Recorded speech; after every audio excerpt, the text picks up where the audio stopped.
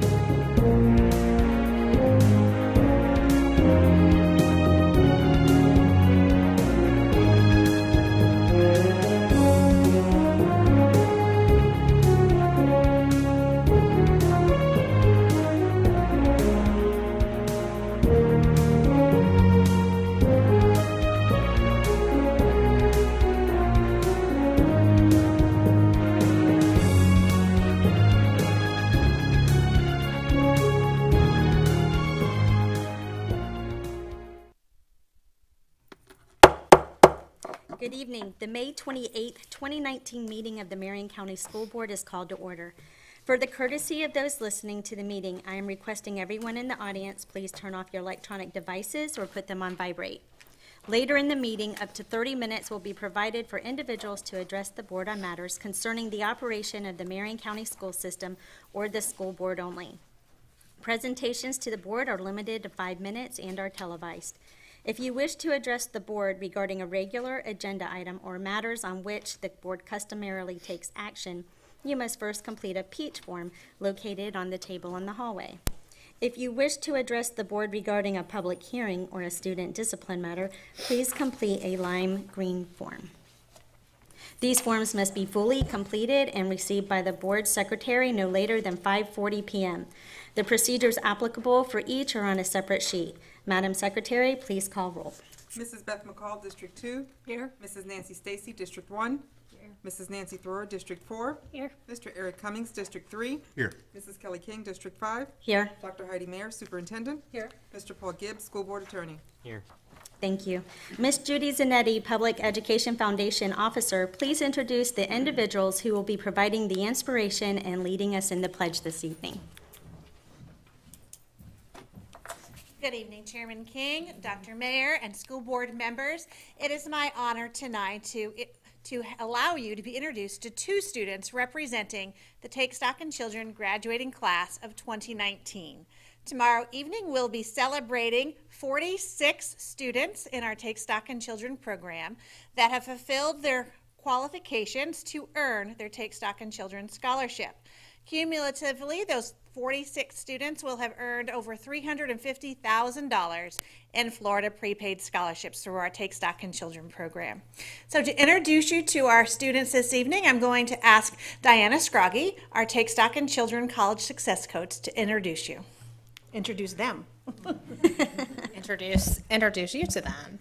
Madam Chairwoman, Dr. Mayer, School Board, thank you so much for having us tonight.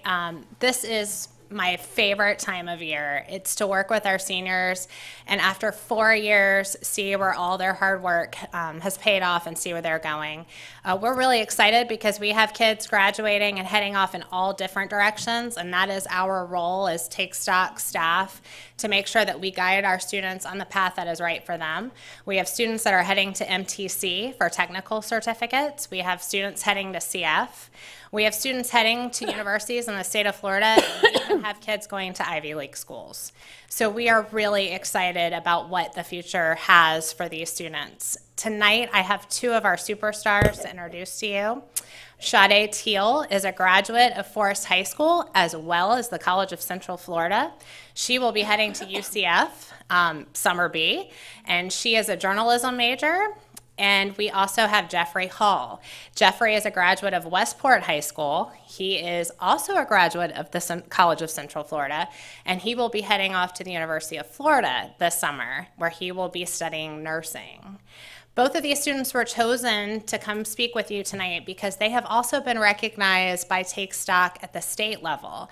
Sade was a finalist for Leaders for Life, which is a statewide leadership honorary where 6 students are chosen across the state to not only receive a full ride scholarship to match with their Florida prepaid account, but also leadership opportunities. She made it to the top 14 and was recognized for that.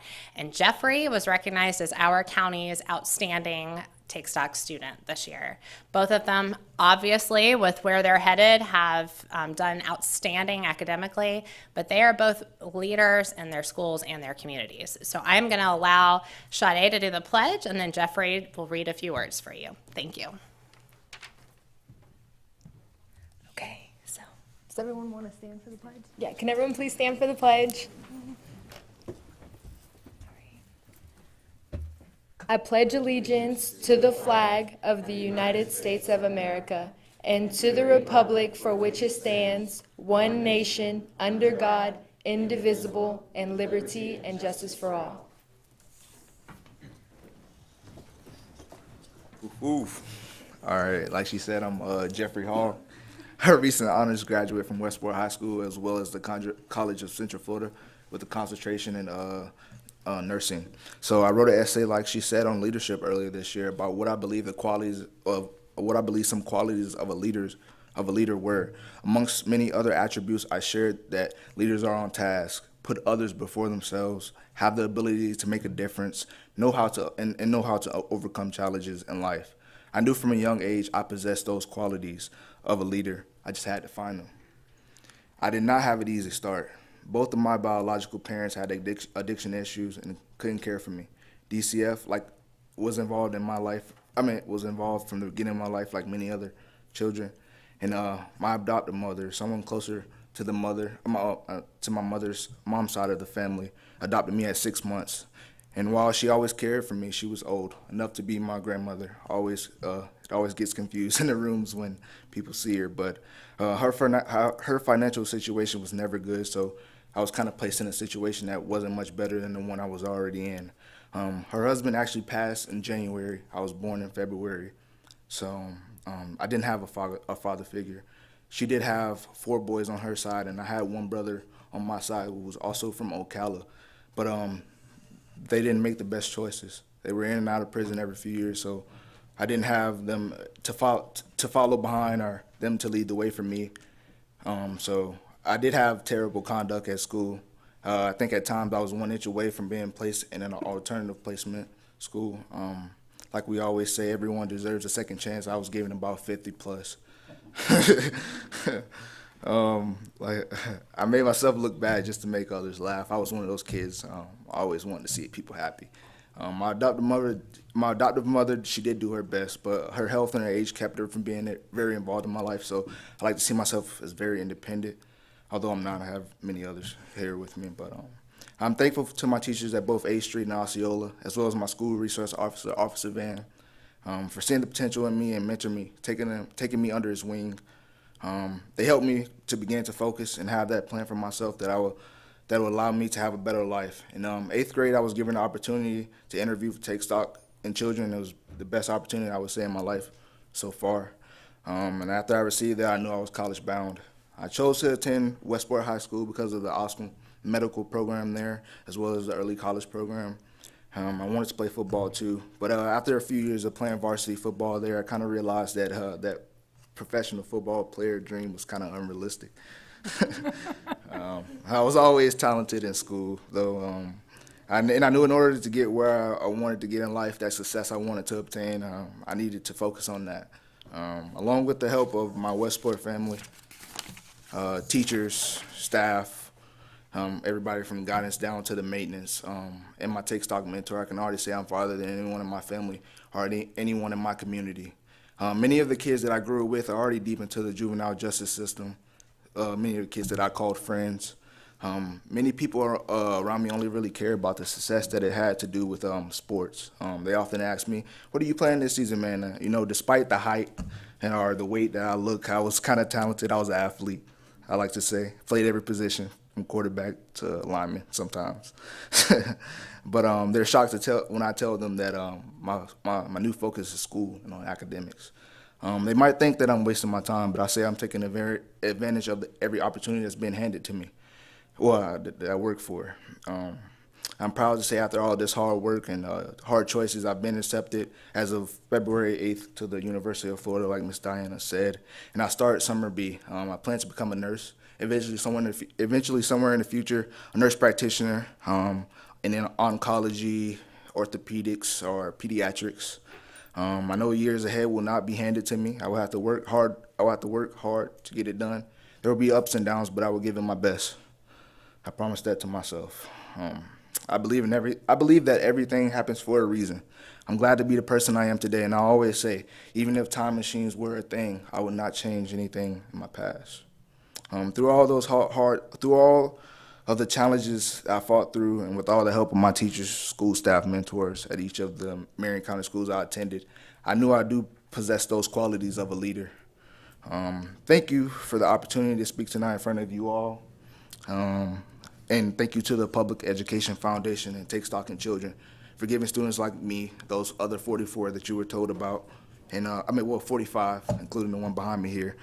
It was Sade. Yeah, the chance to realize that our futures are bright and that we can become whatever we set our minds to. Thank you.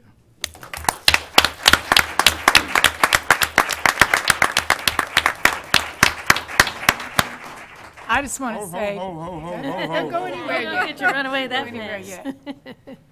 You know, adversity brings strength, and both of you, I know your story as well, both of you have had a lot of adversity in your life, and you have turned that into strength. I look forward to following you and seeing the best that you can be. Thank you for sharing. Thank you. Yeah, why y'all in the rush to leave? Nervous being up here.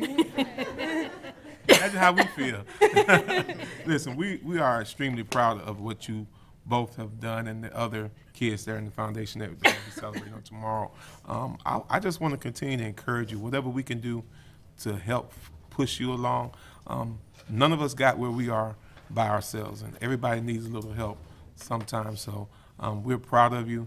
I look forward to hearing great things from UCF and UF. I had a text earlier today that told me that you were going to be at UF. I said, oh, God, of all the schools, why not Florida State? That was kind of funny, because I am a Seminole myself. See? But Their listen, football team not doing good. the thing is education. I like what you said about being great in athletics. However, taking the focus off of the athletics and moving forward to your education. I felt too that I was really great in athletics when I was in school. However, people would say you're too short. You will never make it to the pros. And someone told me, listen, if you focus on your education, you might break your leg, you might twist the ankle, and never play sports again. But they can't take away your education. So I held that. I encourage you all to hold that. And journalism, I'm looking forward to reading a book from you.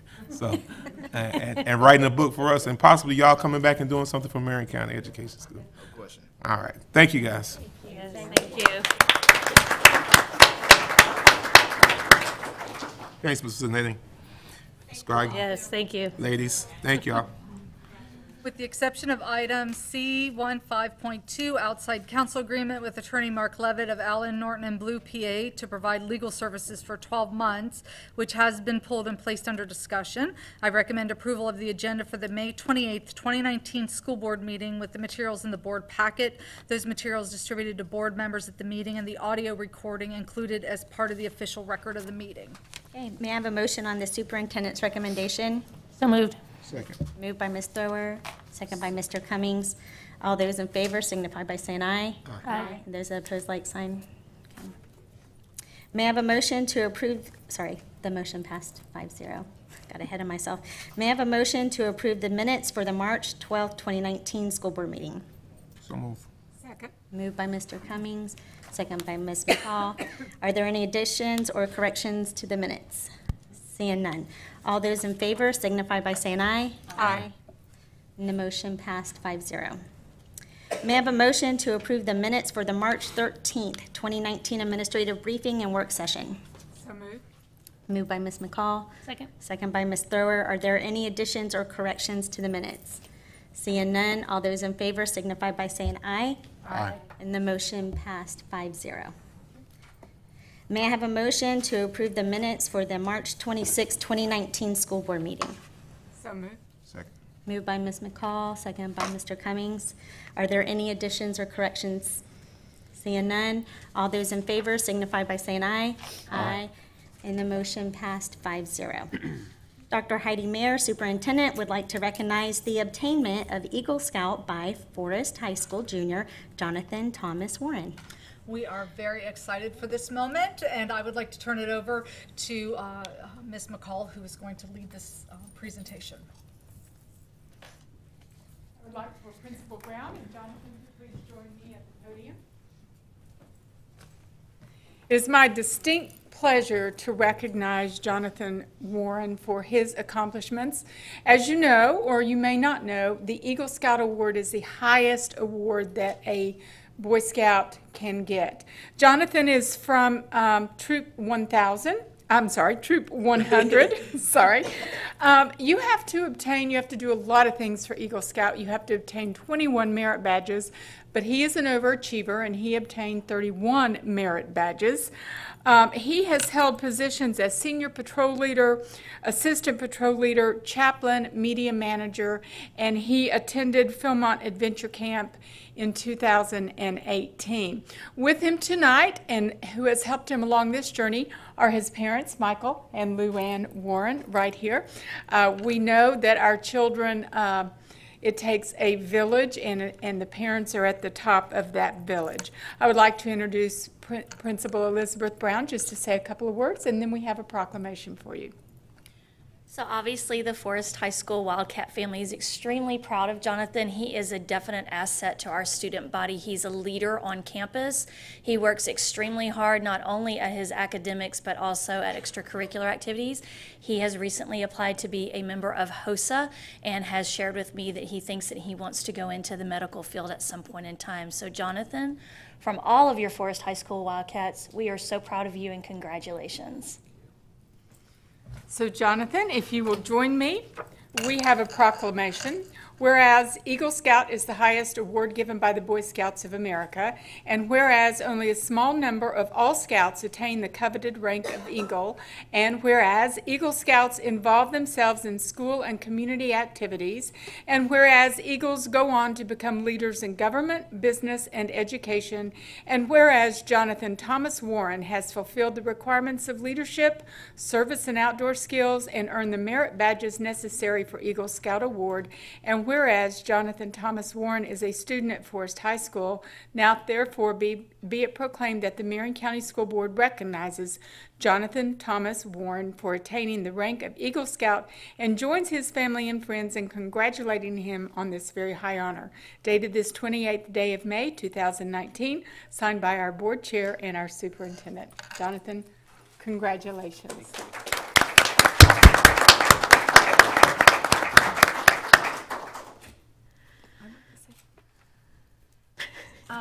Would you like to say anything? Thanks. Can we say something to you? Sure.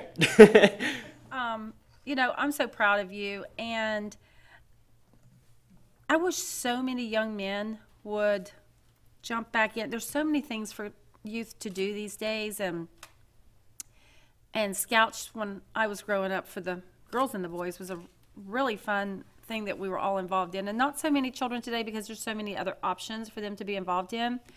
But I really wish there was a way we could rev that back up in our schools and in our communities, because I didn't realize Miss McCall was going to be giving the proclamation. So when I saw you sitting in the audience, I looked at her and I said, you know, the Scouts just grow up to be such great citizens and such great leaders. And she goes, yes, they do. And then she goes, I didn't know she was reading the proclamation. And that's basically what it said. So So anyway, congratulations, and I know you'll go a long, long way. And sometimes, you know, there's people along the way that are naysayers because they're really kind of jealous of you. So congratulations, okay? Thanks. It's obvious that you've accomplished so much already, and yet you're incredibly humble. Maintain that. Congratulations, truly. Congratulations. Scouting is vital.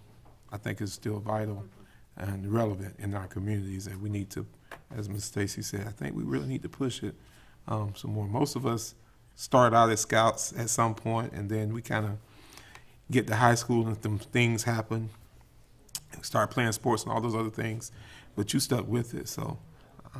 I did slow down a little in high school. Did you? Yeah. Normally, most of us kind of stop around 8th, 9th grade, and things change. But if you were able to press through and press on, good job. Good job.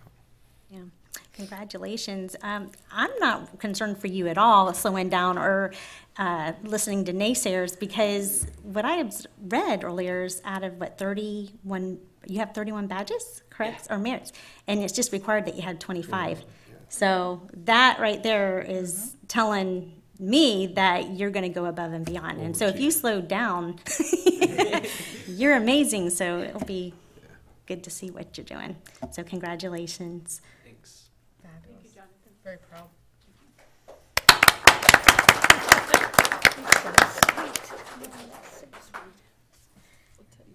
Mr. Juan Lopez, Director of Psychological and Social Work Services, would like to recognize Community Bank and Trust of Florida for their support of Marion County Public Schools.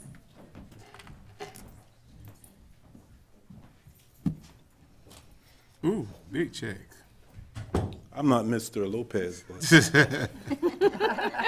Good evening, Madam Chair and Vice Chair, board members, Dr. Mayor.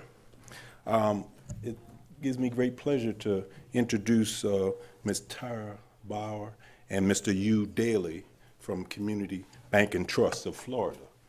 I was thinking about how long they've been providing support for our homeless and needy children in our district, and they said for about 16 years they have provided support for our program. With this year's annual Tea Time for Tots golf tournament, which was held on April the 14th at Chandler Hills Golf Course, it was a huge success. And matter of fact, not only did they surpass their goal from the previous year, they gave us a very generous donation to support our program. So I would like them to come forward, and I'm not going to steal their thunder. I'm going to let them tell you how much it was that they provided to us. Thank you. Yeah, my name's Hugh Daly, and I have the pleasure and the honor to present a check to the school board for $20,000 from this year's Tea Time for Tots tournament. We started this about 16 or 17 years ago. Our bank just turned 21 years old, and collectively, accumulatively, we've raised over $200,000. We have given some donations to Alachua County and also Sumter County, but we earmark them specifically for the homeless kids in the school systems. And we let you administer it, no strings attached. We know it buys backpacks and underwear, socks, sneakers, those kind of things. And it's very ironic that we come tonight and hear the story from the Take Stock in Children program, because this is just a little part of all the different programs that pitch in and help with the scouts and so forth. Mm-hmm. So we're extremely proud of them. And the plug I put in with a lot of these students is we'd love to have them come back and work in Marion County. We've got about 135 employees. There's folks that work at our bank now that weren't even born when we started the bank 21 years ago, which kind of makes me feel old. All my old school teachers, Bobby James and Fred Smiley, and I've all worked and retired. But we're still at it, and we'll keep doing the golf tournament and keep raising money. We have a lot of volunteers that help. Some of the school board officials help come out. A lot of people raise gifts and silent auction things and so forth, but we have a lot of sponsors that come out of the community and sponsor the event to help us make that kind of donation each year. So again, thank you for all that you do in your leadership, and we'll pledge to keep on helping as much as we can. And Tara's back here. She's very humble and modest as well, but she organizes the whole event. She's in charge of marketing for our bank, and she's got a whole team that helps her. But when you go into our office the week before the event, it looks like, you know, Target or something in there. It's just stuff stacked all over. So again, thank you. Thank you. Thank Thank you. you. Thank you. Thank you so much. Thank you all so much. Yes, yeah. So, Mr. Daly. Mr. Lopez. Mr. Daly, Mr. Lopez, somebody. Mr. Lopez, can you share a little bit about how this money will be used? Yes. You want me to hold the check? Well, maybe Mr. Butler can hold it up.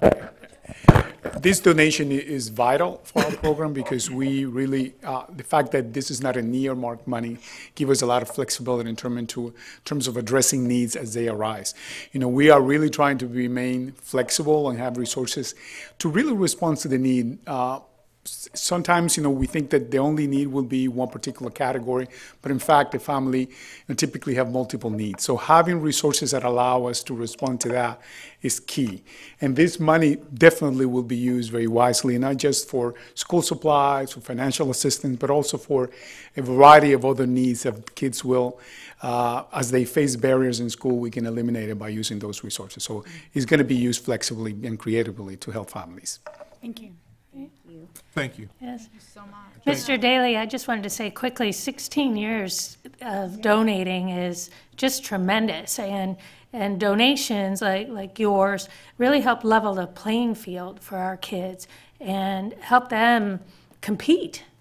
And without these donations, we wouldn't be seeing the level of success stories that we're really seeing. So thank you. And cumulatively, do you know how much you've raised? 200,000 You said, yeah. Over 200,000 that you have given to our homeless program. Thank you. Thank you for your commitment. That's amazing. We appreciate it. We truly appreciate it because sometimes we don't realize how many kids are affected in our school district that have some homeless issues and a lot of other varying issues, as Mr. Lopez said. So we appreciate that. Yeah, we do. And what stands out to me is that your commitment for children that it's no fault of their own, you know, and so as a community and a bank, just coming in and help fill that need and assist wherever it may be without the strings attached is just very meaningful. Yes. So again, thank you very much, and we're appreciative. So thank you, guys. And we still have over, Mr. Lopez, we still have over 3,000 homeless students in the district? Yes, the last count was 2014, the last count. The last count, okay. Lower than we did. That's good. Okay. Thank you so much. Thank you. Thank you. I will now ask the school board's attorney to explain the rules governing persons who wish to address the school board tonight. We have none, so. We don't have any. Okay. Let me move forward.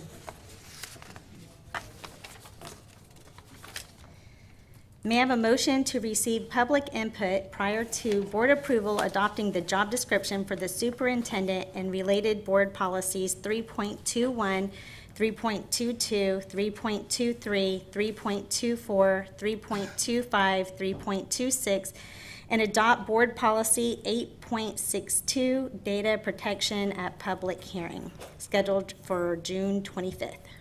May I have a motion? So moved. Second. Moved by Mr. Cummings, second by Ms. McCall. Do we have any discussion? Seeing none, all those in... Wait, you gotta hold the public hearing. Oh. Okay, I'm getting ahead of myself. Right, so the superintendent. Do I declare that? Okay, because I'm backwards then. She goes. Okay. Okay. This public hearing assures compliance with Board Policy 4.21 by providing an open notice public hearing to receive comments on recommended board policies prior to adoption. The vote on the adoption of the job description for the superintendent and related board policies 3.21, 3.22, 3.23, 3.24, 3.25, 3.26, and board policy 8.62 data protection will be during a public hearing at the June June 25th, 2019 school board meeting. Okay. I declare a public hearing. Is there anyone present who wishes to provide input on the board policies recommended for adoption? Seeing none. Okay, and so we don't vote, correct? Or we do vote? No vote. Okay. I'm a little confused on my script. All right. May I have a motion to receive public input prior to board approval of the amended procedures of Independent Citizens Referendum Oversight Committee, ICROC, at a public hearing scheduled for June 25th, 2019? We need a motion. So moved. Moved by Ms. McCall, second by Ms. Thrower. All right, Dr. Mayer. Okay. This public hearing assures compliance with Board Policy 4.21 by providing an open noticed public hearing to receive comments on recommended amended procedures prior to adoption. The vote on the adoption of amended procedures of Independent Citizens Referendum Oversight Committee, or ICROC, will be during a public hearing at the June 25th, 2019 school board meeting. I declare a public hearing. Is there anyone present who wishes to provide input on the amended procedures recommended for the adoption? Seeing none. Okay. May I have a motion to approve consent agenda item C10.1-C24.1 with the exception of item C15.2 that has been moved for discussion? Need a motion. Moved by Mr. Cummings. Second by Ms. McCall. All those in favor signify by saying aye. Aye. Aye. And the motion passed 5-0. May I have a motion to approve change order number 1, amendment work authorization number 49, deductive change order minus $59.64 to construct a security fencing system at Lake Weir High School? So move. Moved by Mr. Cummings. Second. Second by Ms. Thrower. Do we have any discussion? Seeing none, all those in favor signify by saying aye. Aye. Aye. And the motion passed 5-0. All right, Mr. Cummings, I am handing you the gavel. May I have a motion to approve item C15.2, outside counsel agreement with Attorney Mark Levitt of Allen, Norton, and Blue, PA, to provide legal services for 12 months. May I have a motion? Motion by Ms. McCall. Need a second? Second. Second by Ms. Thrower. Ready for discussion? Did you say the second half as well, Mr. Cummings? The second piece as well. Oh, Ms. King, I understand you pulled item C15.2, outside counsel agreement with Attorney Mark Levitt of Allen, Norton, and Blue, PA, to provide legal services. 12 months. You wish to have further discussion? I do. I did pull this item from the agenda tonight. I know we did speak about this a few weeks ago, but I wanted to make sure that you guys had all the complete information of why I will be voting no tonight. If you look at our hourly rates, our attorneys are $175, our associates are $125, our paralegals are $65, except for the exception of Mr. Gonzalez. His is $90. What is being asked of us tonight is to ask to pay $260 an hour for the specialized attorney. His associates attorneys will also be $260, and the paralegal is $95. If we approve this tonight, we are going over what the Attorney General has basically stated and approved, the amount that should be paid. I think that we should stay within our limits that we've had in the past. I don't feel that we are asking anything of the superintendent that we are not doing for ourselves. If you look, we're staying in the $175 range, with the exception of the superintendent's attorney. So I will be voting no on this tonight, and I wanted you guys to make sure that you are informed as you vote. You have to, I Mr. agree. Ms. Stacy. I do agree. this item has concerned me, and I don't know how we've had attorneys that have worked with us for a nice long time, and there are recommendations at the state level for the amount that we do pay an attorney, and this far exceeds that amount. And I don't see why we would make exceptions for one attorney when we aren't making exceptions for the other attorneys. The other attorneys were keeping within the range that they're supposed to be. And not only does this gentleman do work for the superintendent, but also the firm does other things for us. But that hourly wage is just out of line for what I believe this district can afford, and what I believe this district is actually legal for us to be doing. So I also will be joining and voting no. I have a couple questions. Being new to the board, is Attorney Levitt on annual contract? Yes. Okay, and how long has he worked for us? I'd have to look back prior to me. He's been here a long time. Okay, and Capacity as my attorney? no, I meant for the district in general. So, and how much is he making now per hour? $250. $250. So he's already over. Yes. Already over. We discussed that last year. Right, so I guess what I'm wondering is that if all of these other attorneys have been making comparatively less, and he's been making more for a while, right? That's my understanding, yes. Since I've been here, he's been $250. So We didn't catch it, to tell you the truth. We didn't really understand the legalities of the state setting ranges and that sort of thing. Even when our board attorney was with us for many, many years, she stayed within the range. I don't even know how many years she was with us, probably 20 years. Ms. Morrison was with us, and she stayed within her range.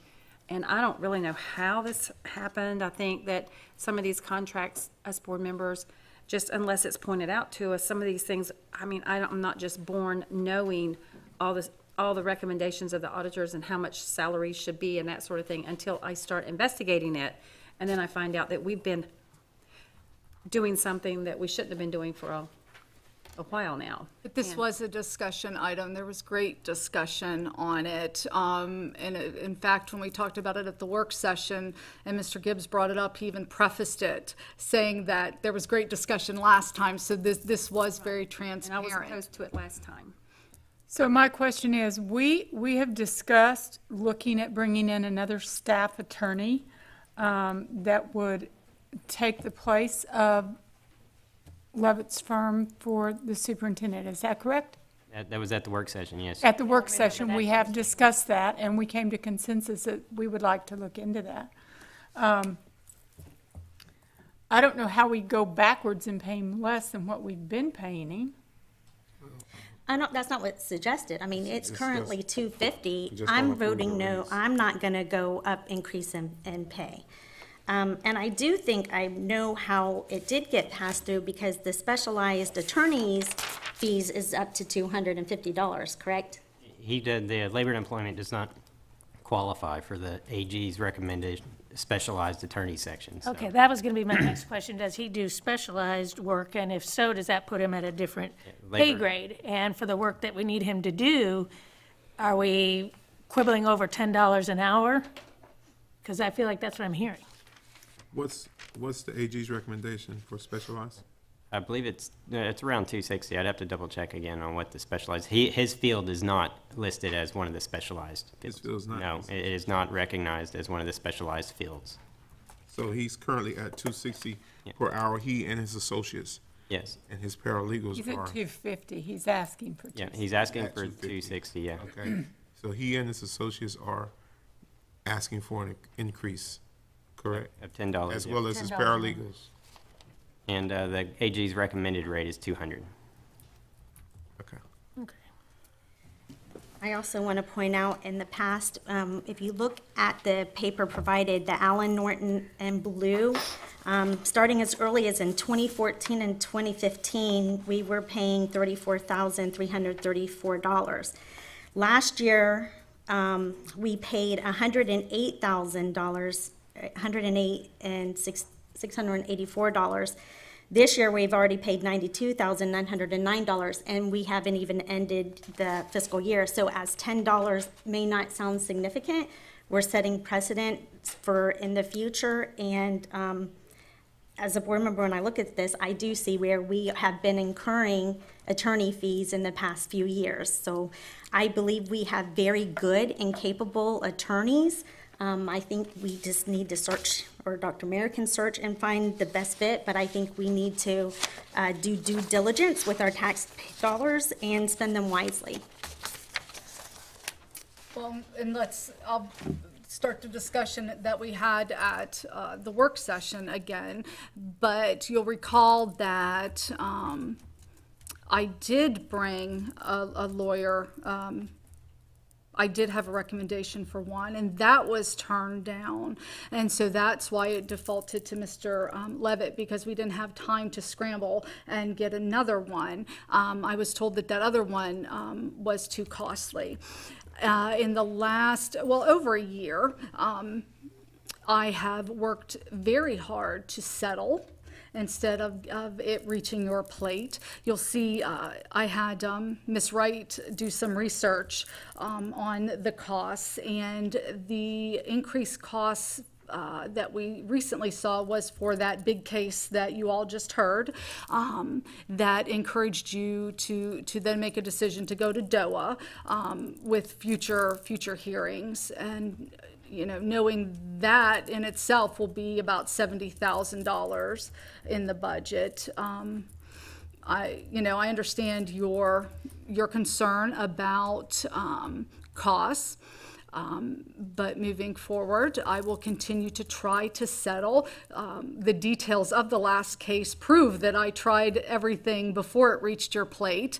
And I think that with that, and again, I will say this is a very sensitive time to make a change such as this. And I would ask that that be part of the consideration too as you move forward.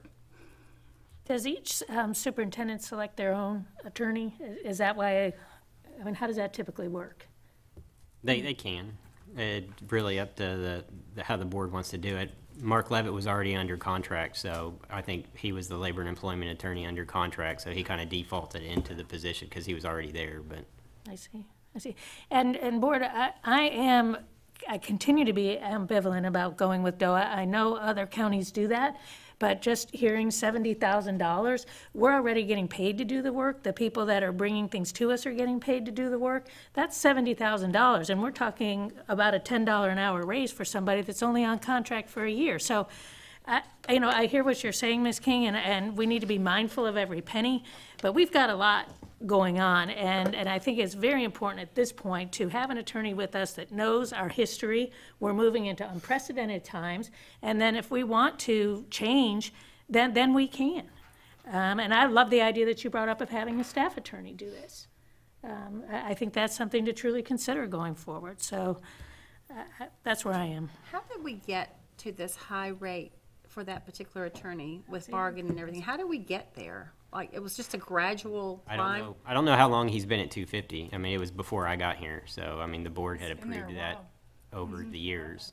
I would have to go back and try and pull where I thought he went from 240 to 250 or something like that, like in the last. I think it's been 250 since I've been here, or it was at least my first year. If he was up to 250, I don't honestly remember. I don't even know how, but we have other attorneys though that are with us that we don't.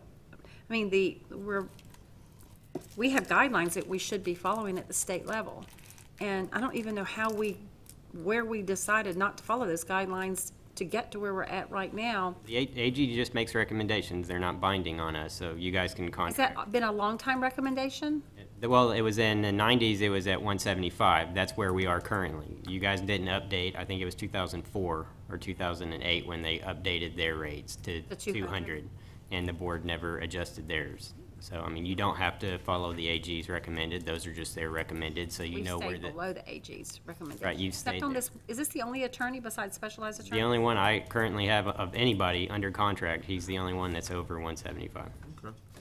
Everybody good with this discussion? Yeah, I mean, Because I feel like this, we have to be fiscally responsible. And he is way over, he's actually $95 over all the other attorneys. And I know it seems like a minor amount of $10, but everything counts. And we have to deal with school security, coming up with money for those things, and other issues within our district. We have to be good stewards of every dollar, And if he's doing the job at $250, I don't think $10 is going to stop him from not doing the job that he's already doing. So I don't think I'll be voting for that either. There's that. He may decide to stay at 250, but if he doesn't, then again, being new, what's the process for, would we need to hire someone separately to replace him, or can someone else on this list that we're already using pick up what he's doing at $175 an hour? Since he'll be my attorney, I would have to find one myself. I suspect he'll stay. I mean, I would be surprised if he didn't. He's the highest paid attorney in the district for us, so, I mean, I wouldn't I'm want. willing to keep him at 250. I mean, Definitely. I don't want, at this stage, right now, where we are, and we have this year, where we're on a superintendent search, I don't want to switch attorneys in the middle of this. Right. So, That's but my I'm also concern. willing, I think 250, when we look at everything else, I mean, he's making more than Anybody. anybody. And when you look at, we're already at $92,000. We haven't got to the fiscal year, and it doubled from 2016-17 to 2017-18. What we spent from $51,000 to $108,000. And that's because he travels from Orlando. And again, a little history there is that the attorney that I brought forward was denied. I think the only vote that night I had was Miss McCall's vote for a local attorney. So because of the time crunch and having Mr. Levitt already on staff, I just picked him up because we were in a time crunch. So that's how that happened. So again, that's kind of the pattern with not approving attorneys for me. Mm-hmm. Well, I just feel like it's just the cost. I mean, Mr. Tomlin, we paid his attorney within the range that was the allowable range, and Mr. Yancey before that, I don't understand why when you came, you could not find an attorney within that range when all the previous superintendents had before you. And the board, you know, the board has decisions, they have guidelines they have to live within. And so we're still paying him more than we would pay anybody else that came along. So to be clear, we're saying that we would be willing to pay him $250.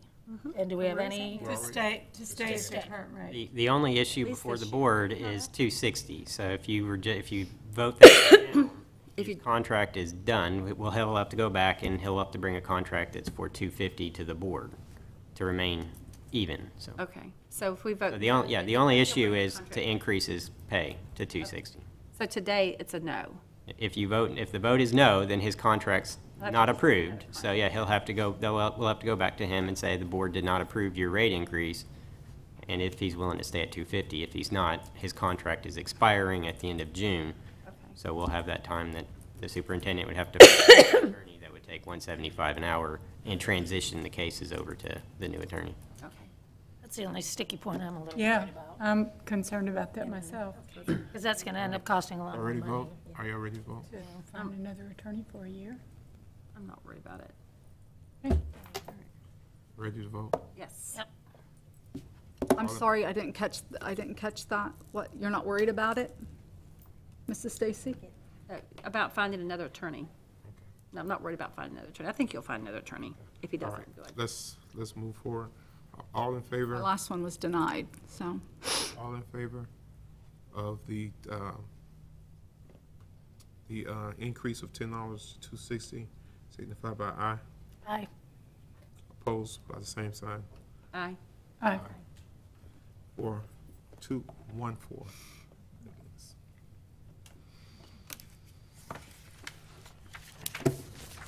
I turn the gavel back over to Ms. Give me King. back the gavel. Thank you.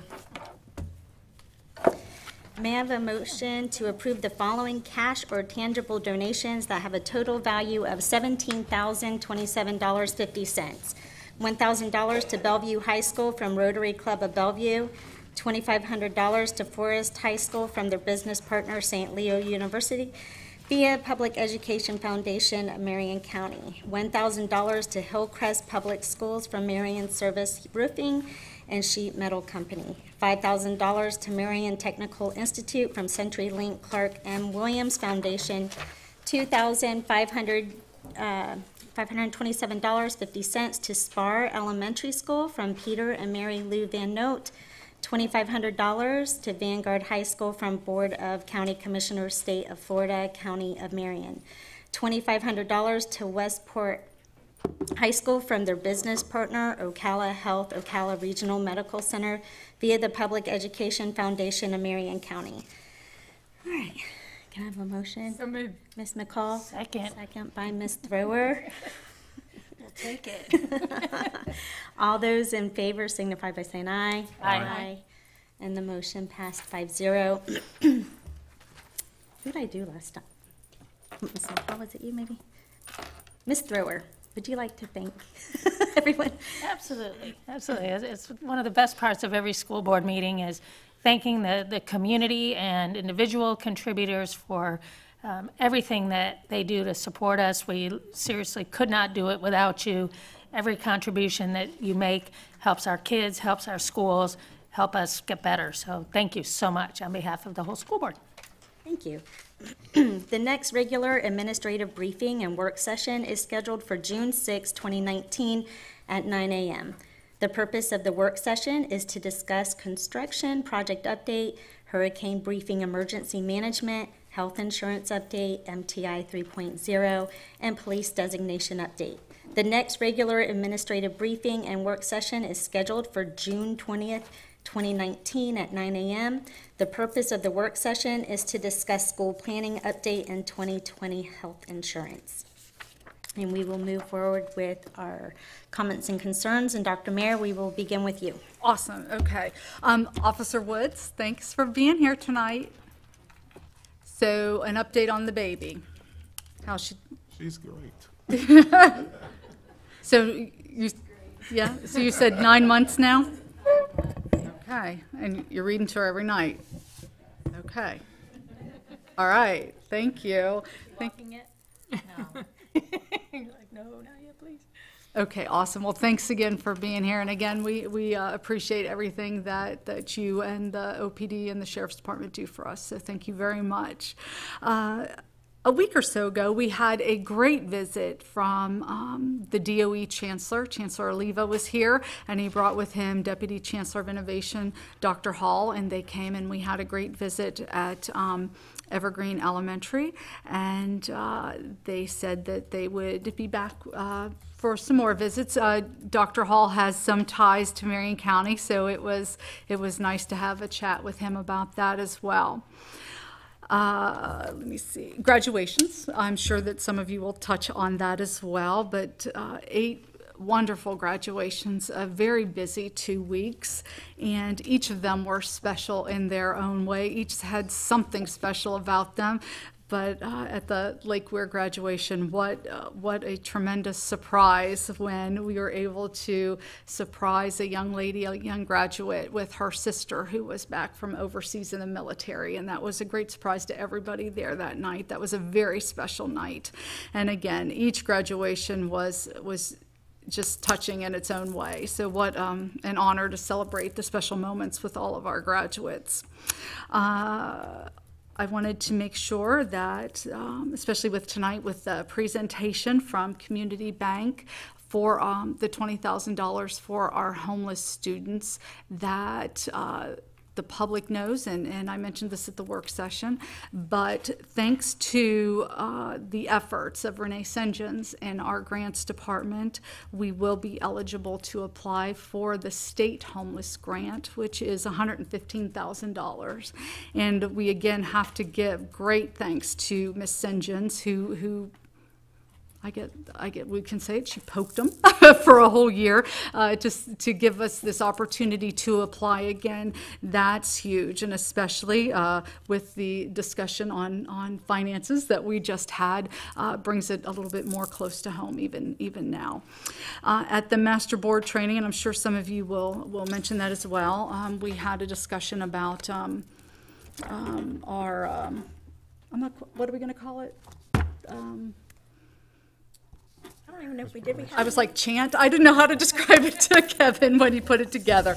But there you go. But I'll pass this down, and if you all take the notes from what we put together about our mission. So if you'll take a look at that and see, chant, cheer. Yes.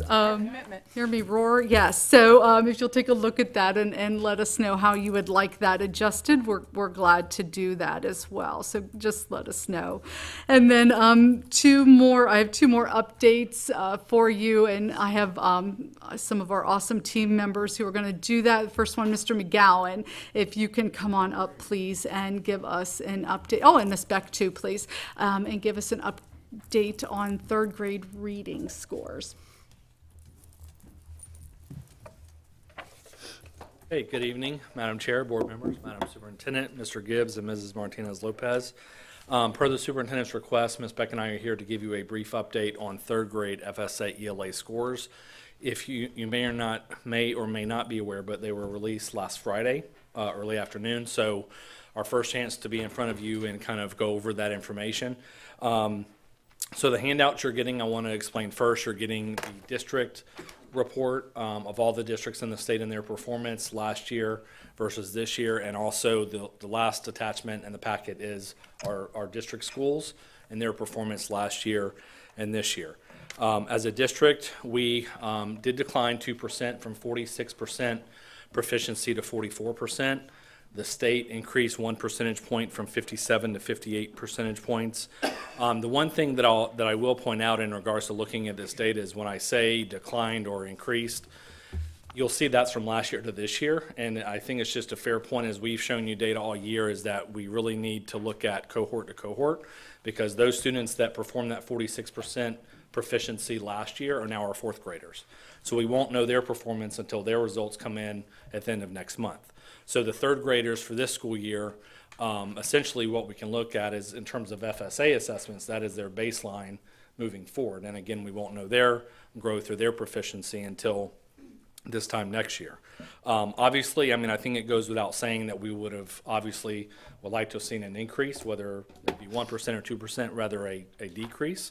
But I wanted to provide you some information just to kind of understand the data that we're looking at. One is that 2 percentage points, when we talk about third grade students, that equates to about 70 students. So out of 3,522 students who took the third grade assessment, that 2% drop equates to about 70 students. And so one of the things that, as I've shown you throughout the year with our local assessment data with QSMAs, is that it has shown us all year as a district for third grade that our proficiency was exactly where we were last year. It did not show any extreme highs or lows. Yes, when we talk about individual schools, there were some pockets of doing better or worse than last year in terms of proficiency, but we were the exact same place in terms of proficiency for third grade as we were last year. And so, as we've mentioned to you many times before, especially for our lowest performing elementary schools, who are our turnaround schools now, what they've said to you face to face, what our area directors have said, and I've said all along throughout the year, is that their performance on their school grade will come from growth. And keep in mind, this is not a growth measure. This is only the proficiency measure. And we know that as a district, this is an area that we've struggled in, and ELA proficiency takes time. It's not something that can happen overnight, but through that growth, that continual growth, which we hope to see, over time, that growth will lead to proficiency. And again, we won't know any of that information until the rest of the scores come out. The only indication of growth that we have right now is from our third grade retainees. So I did look up that information and wanted to share it with you.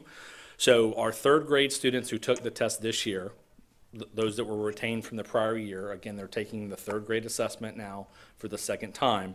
And of those students, 66% of them made a learning gain. And that is an increase of 53% the prior year. So while that is a very small sample size, and I will not stand here before you and say that that's guaranteed to occur with our fourth and fifth grade, but that is a very positive sign of the growth that we've been looking for. So out of, again, almost 300 students, 66% of them made a learning gain, over 53% from last year. So again, at the end of June, the last week of June is when we expect the rest of the test results. The one thing I'll say about third grade, and I'm sure you realize this, is that the reason they're released now and they're released by themselves is for promotion and retention purposes for third grade students, because that information has to get out to parents in a timely manner. So obviously they grab the attention, but what I urge you not to do and caution you is to not look at that as a barometer of all the other test scores, because in terms of an elementary school grade, what you have before you accounts for less than 5% of an elementary school grade. It is 1/3 of the 7 components. So while it is important, and I'm not negating that, and again, I'm not negating that we decline, because that is the data, and there's nothing that we can say to deny that. But again, it's nothing that we didn't expect in terms of our proficiency QSMA data all year, and it will rely, as we thought all along, on our growth. And again, the only indication we have of growth, although a small sample size, is positive. So we're hopeful that at the end of June, when the rest of the scores are released, we'll see that same trend continue. The final little point I'll mention is that while 3,500 students took the assessment and got a score, not all of those students will be calculated in the school grade. Because to be included in the school grade, you have to be enrolled in that school all year. So there are numerous students at each individual school site that, while they took the test because they were enrolled in April and may not have been there all year. And so that will make numbers fluctuate as school grade comes out. And when we talk about school grade specifically, as you know, that proficiency is a combination of all third, fourth, and fifth grade, not just one grade level. So I just wanted to present that to you. Again, you have district and school results. The remaining results will come at the end of June, but I'm here happy to answer any questions that you might have. Mr. McGowan, last time I asked, our mobility rate was around 35%. Is that still about what it is? Would you know? Or is that a Mr. Ayers question? Yeah, I'm not sure. Yes, okay. I think what concerns me the most is our level ones. Mm-hmm. I looked at the state collection of at the other districts with the level ones at the third grade, and there's only like maybe 2 other districts that has more level ones than us, and that's just real disturbing. What concerns me about that also is, well, I'll just talk about it in my board concerns, because it's not really anything I can ask you a question for. And this is just a request. I think since 1998, it's changed about 16 times, these calculations. And I'm at the point where I'm not even sure anymore what I think it's approximately 19 separate categories. Is that correct? You're referring to school grades? Yes. So for elementary school, there's 7 components. Okay. But within each of those components, there's multiple grade levels that make up that component. So for example, ELA, for proficiency, that's a number of students level 3 and above. It's third, fourth, and fifth grade combined. Whereas what's presented to you here is just third grade. Okay. So that is 1/3 of one of the 7 components. Okay. Right. I think it would really be helpful, speaking for myself, at some point to have it included in a work session, what all these components are, what the 19 cells are, and just to get a better grip on the whole big picture. Absolutely. Okay. Yeah, I agree, because sometimes numbers can be very deceiving. Yeah, yeah, and I've said that since I've been on the board, that sometimes I see one set of numbers that's saying one thing, and then I see another set of numbers that's saying something different. I need to see the set of numbers that count. I need to see what's going to make sense and not get to the end of the year and a surprise set of numbers. This is what we're looking at is enlightening. It is enlightening. with these numbers, though. When it comes to Evergreen, I'll say it's disheartening. You know, Extremely. all year we were led to believe that They're just going to be in gains.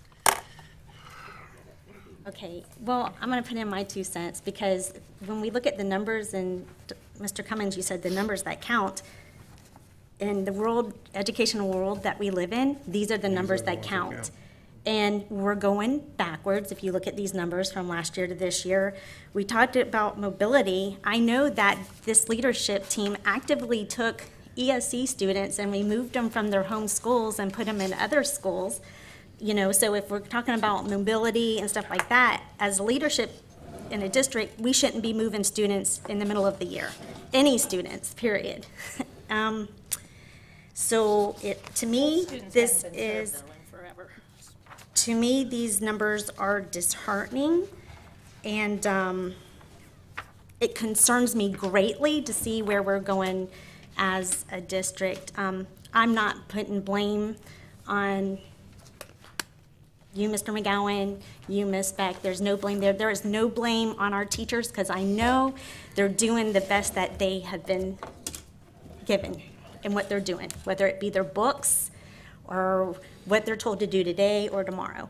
But what I do know is that we have a district that is failing. There was only, 4 districts below us in 3rd grade.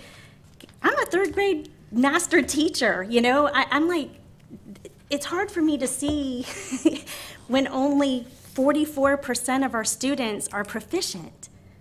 So I think we need to figure out what it is and deal with it and find the issues and take care of it. But this making everything's going to be okay and putting salve on it and having excuses, that's not fixing it. We need to figure out how to fix this, find the problems, and move forward. But this is the reality. It is the reality, and that's a very good point. And your point about finding the problem and fixing it instead of just band-aiding it or salving it is another great point, and that's exactly what we did. We know that this group of 3rd grade students, this is the first year that they have had solid, hard, Ms. Beck, jump in, phonics instruction since Wonders. Since how long? And how long did we have Wonders? Just years. So we knew we had a reading problem. We knew we had one last year when we dipped. And even before those scores came out, we were proactive with bringing in this reading curriculum that we know is working. Let's go back to, I think, the last data presentation where, and I think, even Mrs. Stacy, you said about kindergarten, and look how high kindergarten is. And we've had testimonials from our kindergarten teachers who say that not only are these kids decoding more proficiently than they ever have. In fact, in December, these kindergarten kids were able to manipulate medial vowels, which is unheard of, but their comprehension and their vocabulary is beyond what we have seen in recent memory. So what we have put in place is working. So now it will take some time for those kindergartners to get to 3rd grade. We know that. But when we go back and we look at these retainees and the growth that they made, last year when it was 53% and this year it's 66%, when we look at how the data we've been sharing with you all year is just like what the state gave us back. That gives us even more confidence that the data that we have been collecting on our growth with 4th and 5th is going to mirror, is going to come through with state data. And that is what is simply amazing, because again, you're right, Mrs. King, what these teachers have had to work with has not been acceptable, and that's why we made this change. And so to expect this year's 3rd grade teachers to get to proficiency when these youngsters were coming in from an environment where they hadn't had solid reading instruction, I think they did a great job. And when we look at 4th and 5th and the gains that we're making in 4th and 5th, kudos to them. So I will just chime in and say that as the director of elementary ed, I take these scores very seriously. It's really kind of our gauge point as well. We certainly are going to be responsive to the data as it is coming in from 3rd, 4th, and 5th grade. I agree where we're going to show some movement this year is going to be on our learning gains. I also agree with Dr. building a strong foundation, which we won't reap some of those benefits for a couple of years. We did have Wonders. Wonders had its benefits, but one of the biggest downfalls of that program was the fact that it did not have a solid phonics program. So that left schools with purchasing some ancillary materials throughout the years. We are seeing excellent success with our CKLA skills portion as it is building that foundational knowledge. In addition to that, I have really begun already to talk to my team this year, and I'll be talking to the administrators as they come in for trainings throughout the summer.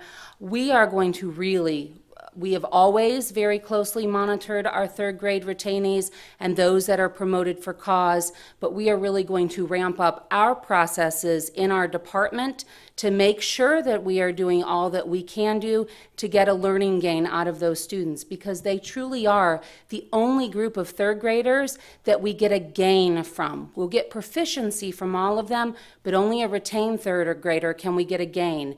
And it's really imperative that we get as many gains from those students as we can, because they have yet had a 2nd year in 3rd grade. And so that's going to be already one of the plans that I have kind of thought through this weekend.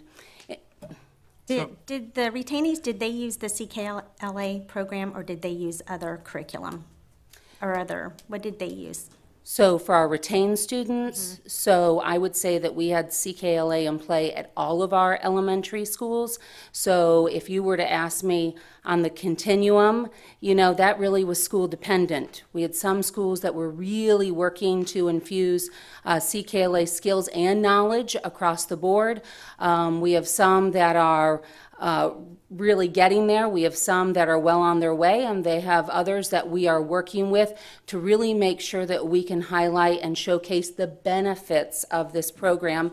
In addition to that, where there is a shortcoming, because again, any program has its shortcoming, as a department, we have to address that. And that's what we're working to do this summer.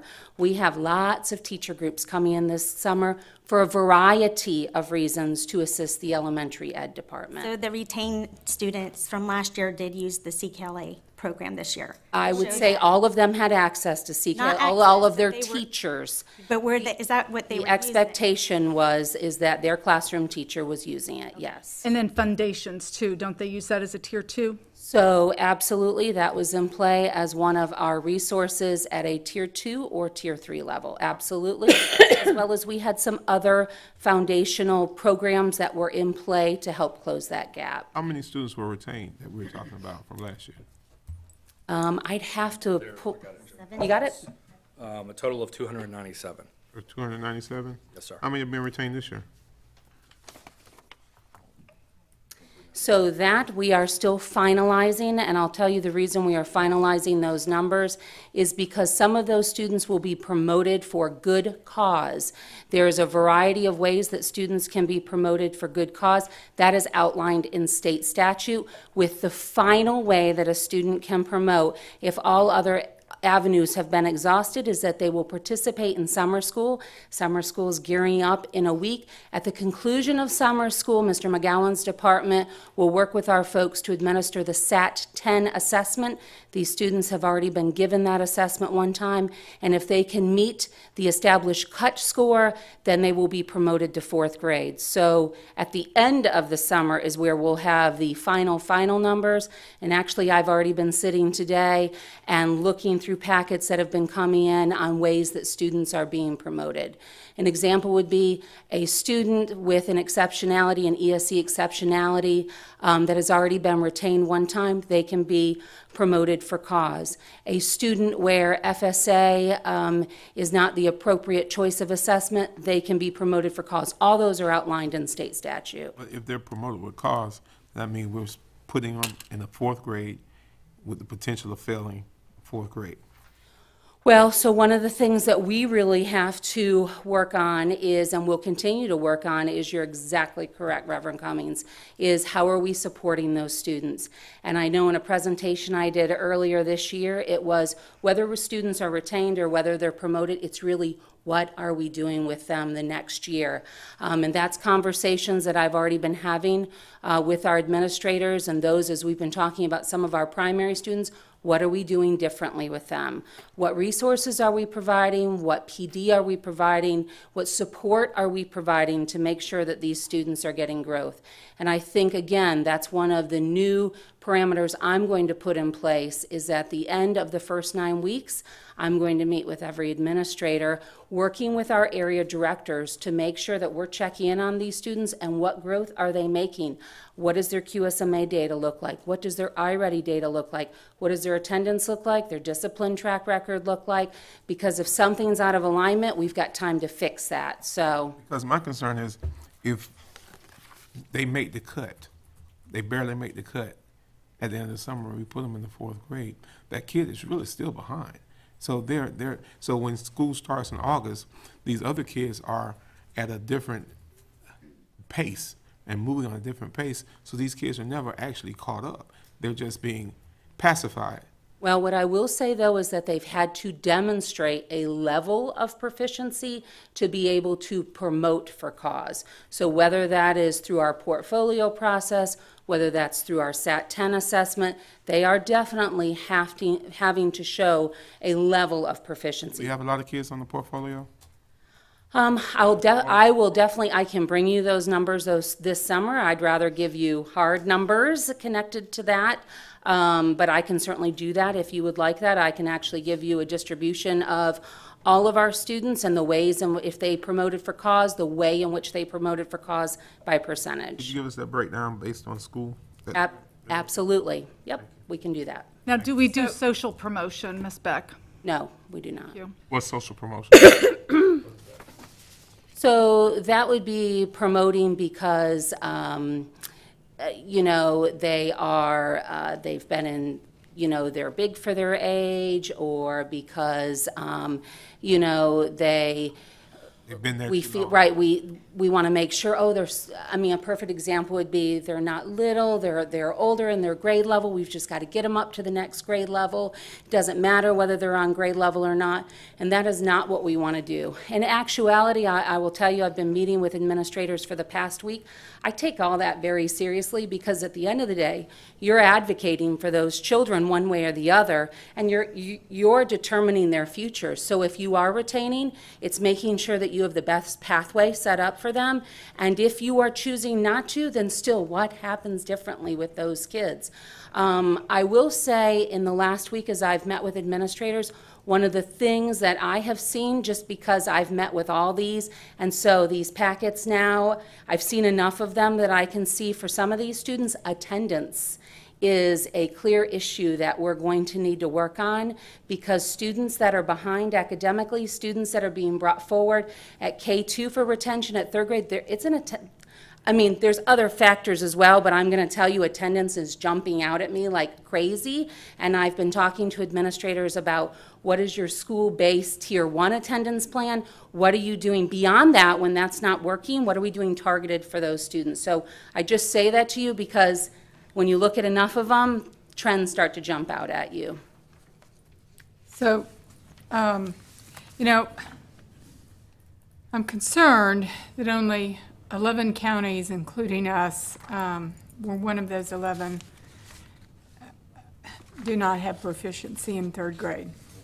I did say, I think it was last year, maybe the beginning of this year, that I really think we need to really watch those kindergartners, because I do think that with what's going on in kindergarten, we'll be able to see that eventually more students will be proficient. I'm hoping that the learning gains are going to be there. I'm going to be very disappointed if they're not.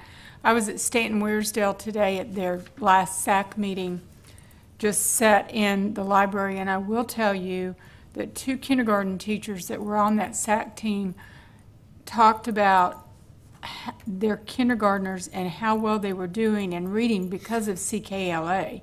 That was not prompted by me. They brought this up, and then the 5th grade teacher said she asked her students what their favorite thing was for the whole year, and they talked about ELA and the CKLA text. And so that was, I mean, I was not involved in the conversation at all. I was there just to listen.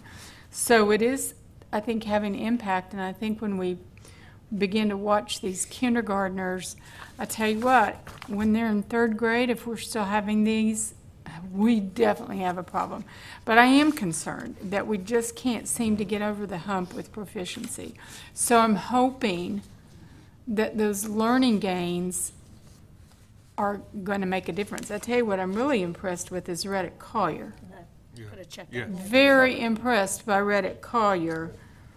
The fact that they were an F, and they went from a 33 in 17-18 to 45 this year of their 3rd graders being proficient. So something's going right there. So anyway, I'm concerned. And I don't disagree with you. Again, I mean, there's no one, I mean, when those scores come in, I mean, it's important to me. I take that as a reflection on our department and all the work that we are doing. And so we want to make sure that we're being responsive. There are some things already that we are going to do differently with CKLA, and we are involving teachers in that process. We have done that all throughout the year. Again, they're being brought in this summer. We're moving some things around based upon their recommendations to make it much more user-friendly for them.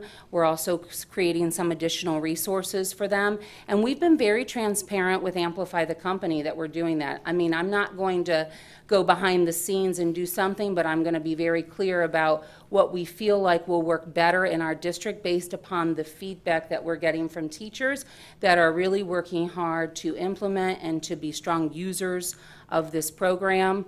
And we will continue, not just with that program, but with anything connected with reading. And as far as that goes, math, science, social studies, I mean, we have a responsibility to make sure that we're responding to whatever the data is, to make sure that we are helping our teachers and our administrators as they're working with our teachers. So another one of my questions, some of these counties who are proficient and are going up, are they doing all the assessments that we're doing?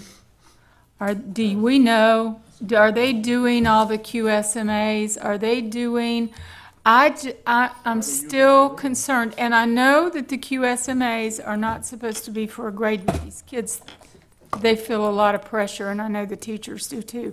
I just wonder if we're just overtaxing with assessments. Is that part of what this is that our kids are just tired of testing? I mean, I can't speak obviously for every district. I know my counterparts in other districts, I have had conversations and they have something very similar, especially some of our local districts around us. I have had conversations, and of course they don't call them by the same name, but they do have some type of interim quarterly assessment that are written the same way that we write them, that are tied to the standard, written to the item spec provided by the state as kind of a mirror of what the students will see. You know, one thing I'll mention about the QSMAs, and Reverend Cummings, to your point regarding, you know, you want to make sure that the numbers you're looking at are what's going to occur. And I can tell you, except for maybe a couple of schools, this proficiency was not a surprise. Every school that had a positive uptick in their QSMA data performed better on these FSA scores, and vice versa. Those that had a decline in QSMA, we saw that. And as a district, like I mentioned before, we are with proficiency for 3rd grade only, we're in the same position than where we were last year. So throughout the year, you know, never did we expect for proficiency to be high or low. It was pretty much consistent, and that bears out with our FSA scores, because really, besides 70 students, which is 2%, we are pretty much where we were last year.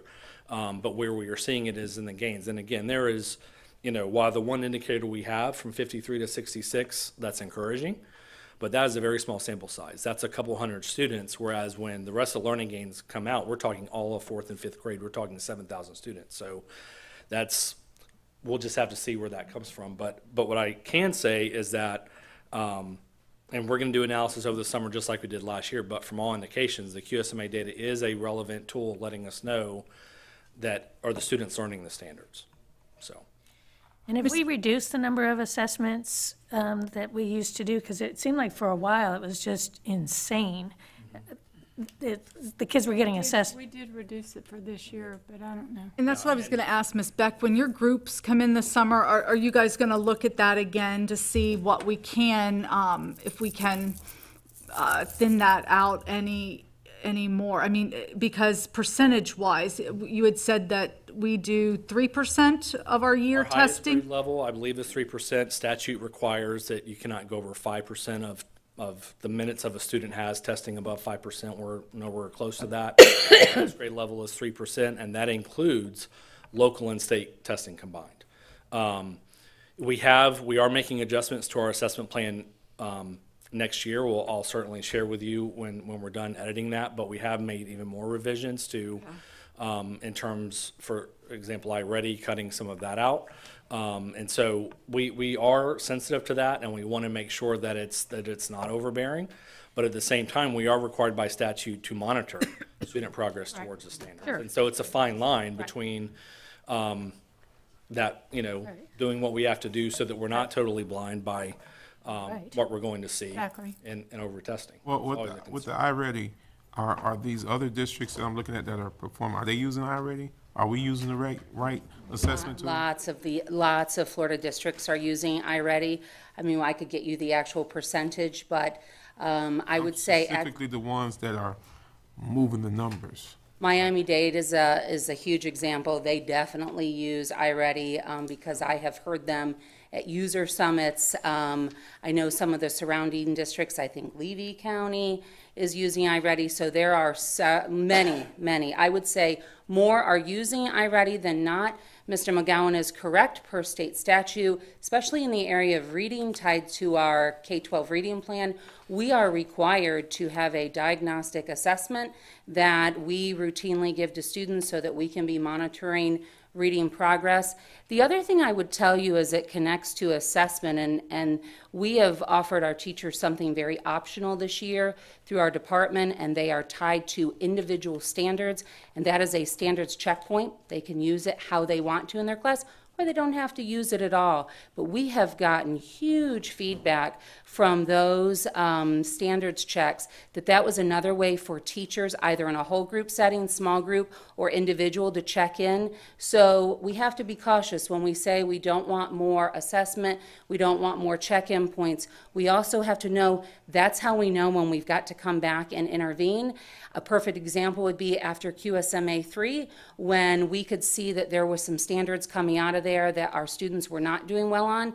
We as a department can respond to that by giving reteach lessons that we can push out to 3rd, 4th, or 5th grade teachers. So there's really multiple ways that our departments can work together, again, to try to close down those gaps as quick as we can. So on those standard checks, yes, teachers are coming in all summer long to work on those with us. So. Can you do me a favor? And you can just help me with this. I'm curious to know what Bradford County is using. They went from 47 to 59. Okay. That's a huge jump. And I'm curious if they're using iReady as well. Okay. I can find that out for you. And I'm looking at some other ones. Miami-Dade actually went down in theirs if they're using iReady. And if we're using the wrong stuff, then we can't expect to be successful if we got the wrong stuff. I definitely can get you that information. Thank you. Well, before you leave, I'm just going to come to the teacher's defense again, because everything we heard today is nothing new. We have been talking about the QSMA's testing. The teachers came before us. Teacher of the Year came before us last year and said, we are testing our students too much. I want to teach them. We have a CKLA program. The teachers from the get-go have said, this isn't working. It's not working. And now they're quiet. I think they're just doing what they're told to do. The iReady testing, again, it's testing. So again, I really hope that you guys listen to the teachers. We can paint anything rosy we want. We can say how wonderful things are, but again, the numbers don't lie. We've been declining. As terrible as wonders may be, our scores were higher then than what they are now. So something has gone awry, and I look forward to a leadership team that will listen to teachers. And Ms. Beck, I know you know exactly what you're doing. So if anyone can listen and do right by our students and our teachers, this board would be very appreciative. I'd like to say one more thing to Ms. Beck. I haven't had my comments to her. I have spoken to some teachers that have contacted me over the weekend, and they're looking at their own classrooms, and what they're seeing is that actually the iReady is tagging them right where these kids were, but the QSMA is not. It is not. It is off. You know, the teachers, I have not talked to a single teacher that when she was comparing her iReady and her, what bit of QSMA stuff she could get, she could only, I remember they said they could only get it like for just their school or something. They couldn't see how it was district-wide or anything, but she could see for her own kids. QSMA was no help for her.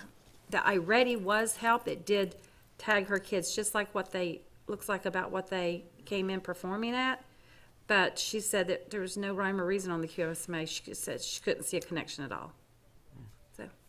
And I would probably let Mr. McGowan respond to some of that, although that is a joint collaborative effort between my department on the curriculum writing end of that, as well as his department putting that together. I think one of the things before I have Mr. McGowan come up that I would say, Mrs. Kelly, I want you to know, and I want the board to know as well, that we do take teacher feedback very seriously. I mean, they're the pulse of the classroom. They're the ones that when the door shuts in the morning, and they're the last ones in the afternoon when the door closes behind them, they're the ones that can really give us the feedback on what's going on in the classroom, how students are performing, what their needs are, what student needs are. So 100%, we want to make sure that we are responding to their needs, because really the way I look at it is that when we can make their life easier, then they can do the hard stuff in the classroom, and that's really educating students. So that really is a mission of our department, and I'm going to turn it over to Mr. McGowan to respond to QSMA. Yeah, Ms. Stacy, yes, ma'am. And you know, one of the things I'll say about the QSMA, specifically in regards to FSA and with iReady, is they're really, you're looking at two different scales. And so what teachers see when they look on our Performance Matters dashboard with QSMA results is that is a raw score. So if it says 51, that means that that student earned 51% of the questions right. They got a 51. And again, and this is part of our training with teachers that we began last summer, and that's a teaching piece, because one of the things that occurs with, and my favorite example that I'll give you is Algebra 1, how the FSA is scored is they take that percent correct, the raw score, and then they scale it. They put it on a bell curve. So my example that I'll use is Algebra 1. So not this school year because we don't have the results, but last school year, to be proficient on the Algebra 1 end of course exam, you only had to answer 29% of the questions right. You got a 29, and you were level 3, because they take that 29, they bell curve it out, level 3 is a 29. So if we were to scale it, the QSMAs like the FSA, then I think it would be more relatable. Okay. And we've had that discussion, and I think that to your point and Ms. King's point, we began that process with teachers last year, and we're going to do it in June as well. Every week in the month of June, we have teachers coming in who volunteered. We're paying them stipends to come in, and they're going to help us review and write every QSMA question. And I can tell you some of the good conversations we've had from teachers from last year is that once they read the standard, they read the item spec, and then they read the question. I mean, I've had teachers tell me, all right, I thought this was a bad test, but now that I see it, there's nothing wrong with the questions. My students just missed it. And so now I'm not saying that's the case on everything. I'm not saying there's not room for improvement. Well, the mean score stuff and all that, I mean, I can see how that could, because what they're looking at, it's not easily relatable. It's not, they couldn't compare it, and so that's the reason it didn't fit. Right.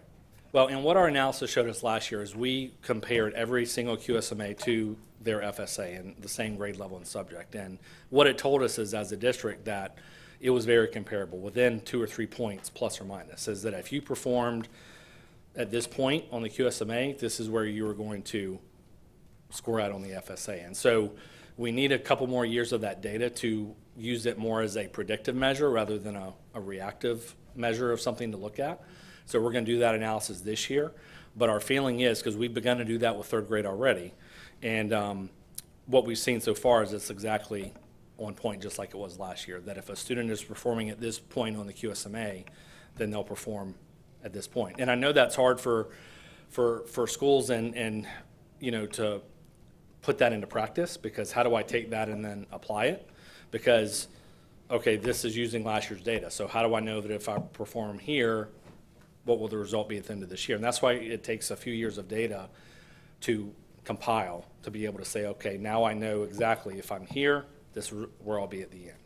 What grade was she teaching, Nancy, so we can, Mr. McGowan can take that back to the team and dig a little deeper on that grade level? I'm not going to give away any information. Just, you help me. I'll take that information back. Yes, ma'am. Okay. Thank you, guys. Thank you. Thank you. Thank you. Okay. All right, the second group that's going to come up is in response to the request Thursday at the work session, where we were discussing the walk zone for Dr. N.H. Jones. And at the time, it was mentioned about bringing information back. Mrs. King and I both looked at each other at the same time and said, ooh, that would be late in June, so that would be too late. So I said that we would be here tonight with information for you on if you wanted to move forward with it this school year, as was some discussion. So when we left that meeting Thursday, we pulled the team together, they got right on it, worked over the weekend, and they would like to present this information to you this evening. Thank you. Good evening, Madam Chair King, Vice Chair Reverend Cummings, board members, Superintendent Dr. Mayer, Paul Gibbs, and Ms. Martinez Lopez. And with me tonight, I do have Jennifer Beck and Stephen Ayers. After, again, as Dr. Mayer noted, after discussion of N.H. Jones from last Thursday's board work session, we wanted to provide further information as well as a proposed timeline for student transition to Dr. N.H. Jones for the 2019-2020 school year. In your PowerPoint that you have in front of you, and as well as up here, you have a copy of the map that you have seen before. Mr. Ayers has certainly presented that to you before in school board work sessions, but I wanted to make sure that for the audience that we were showing the attendance zone again. This is the attendance zone for Dr. N.H. Jones. Poinciana Heights is also what it's called, the area, and it's kind of encompassed by the borders of State Road 40, Martin Luther King Avenue, Southwest 8th Place, and Southwest 27th Avenue. And as we talk through the proposed timeline and give you some information on what we would do this summer in order to be ready for the 62 students that possibly would come into Dr. N.H. Jones, we wanted to, again, give you this attendance zone map so that you can see that. And Mr. Ayers is going to kind of walk us through some of the student numbers that we have here. All right, as you can see on the in your handout, these are the 62 students that are currently living in that walk zone.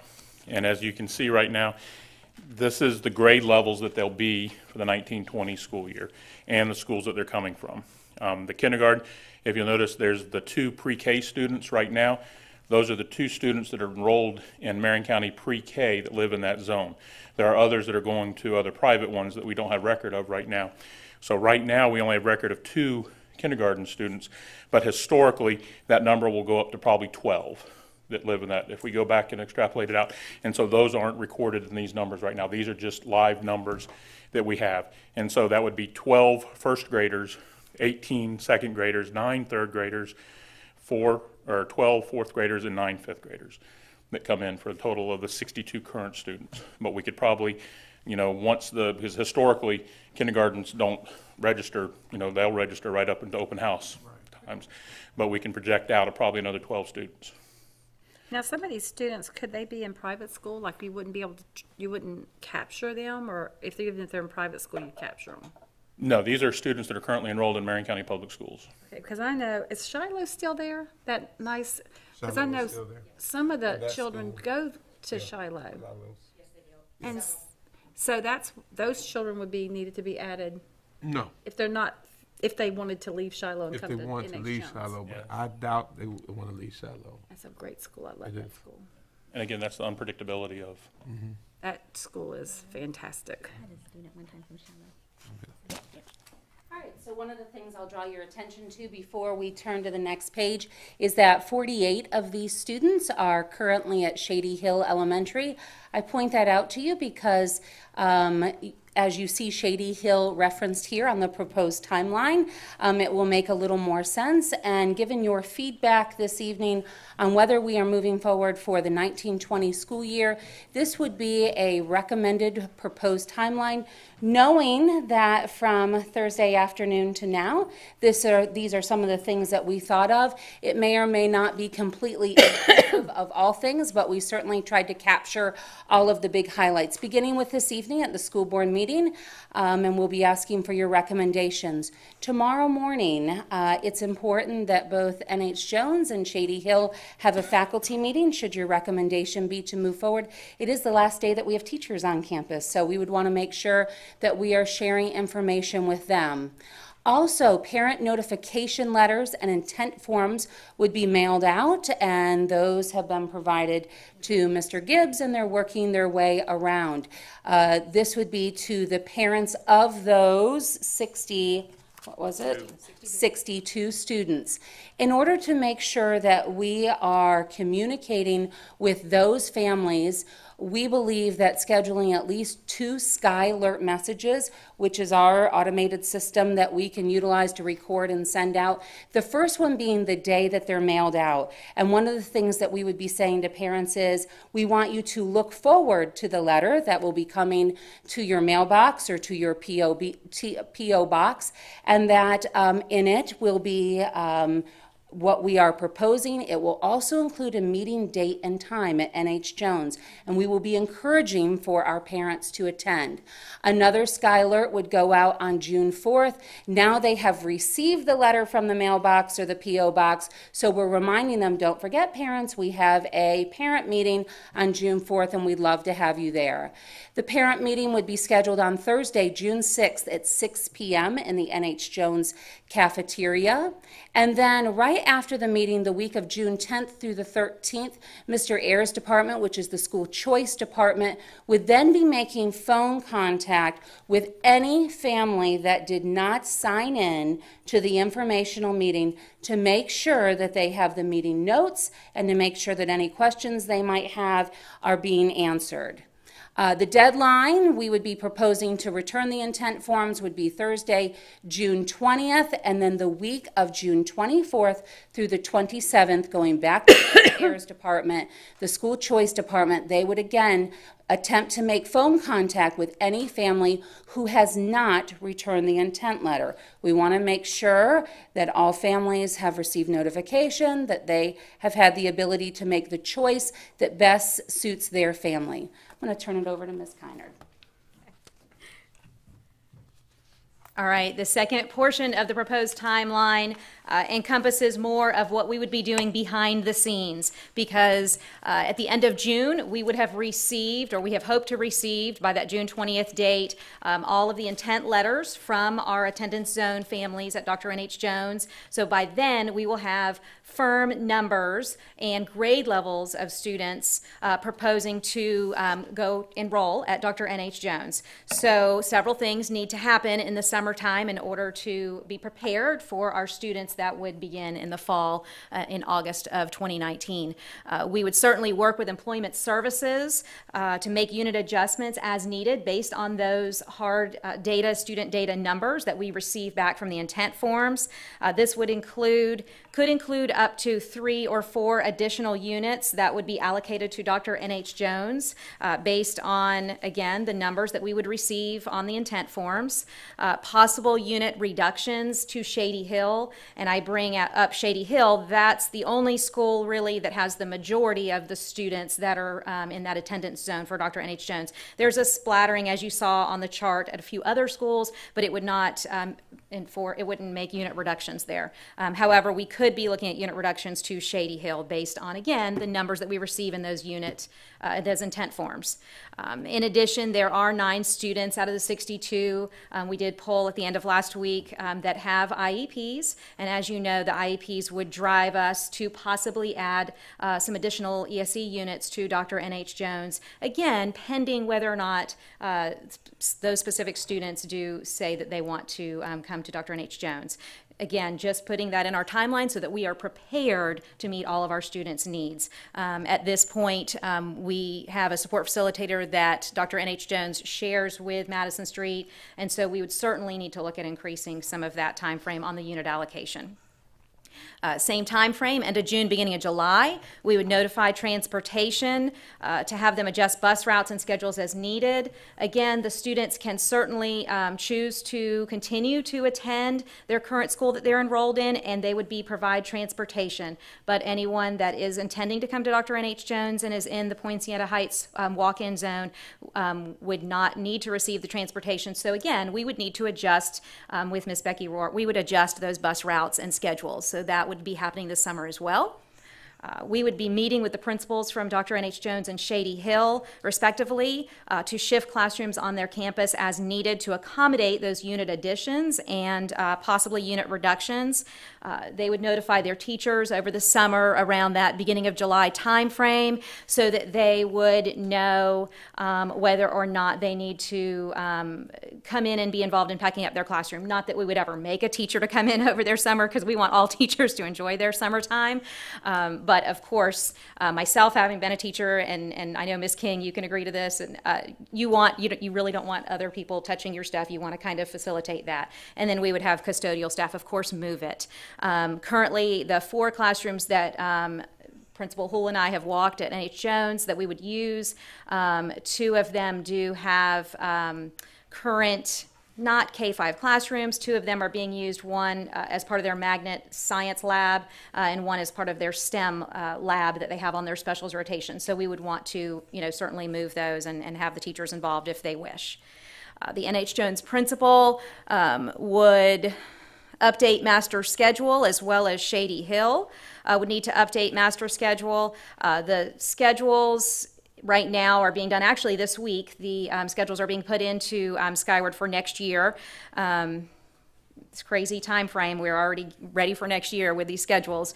But certainly we will, at the beginning of July, go in and update master schedule, including the schedules in Skyward. When you're talking about adding 3 or 4 units, that is something that you really have to be proactive about, and we would want to be. So we would want to spend time in, how are we scheduling our classes? How are we adding the extra 3 to 4 units into the K-5 overall master schedule there at Dr. N.H. Jones? And of course, even a reduction in, even if it's 1 or 2 units at Shady Hill, we would certainly want to be strategic about that and about where she maybe would move teachers to at Shady Hill.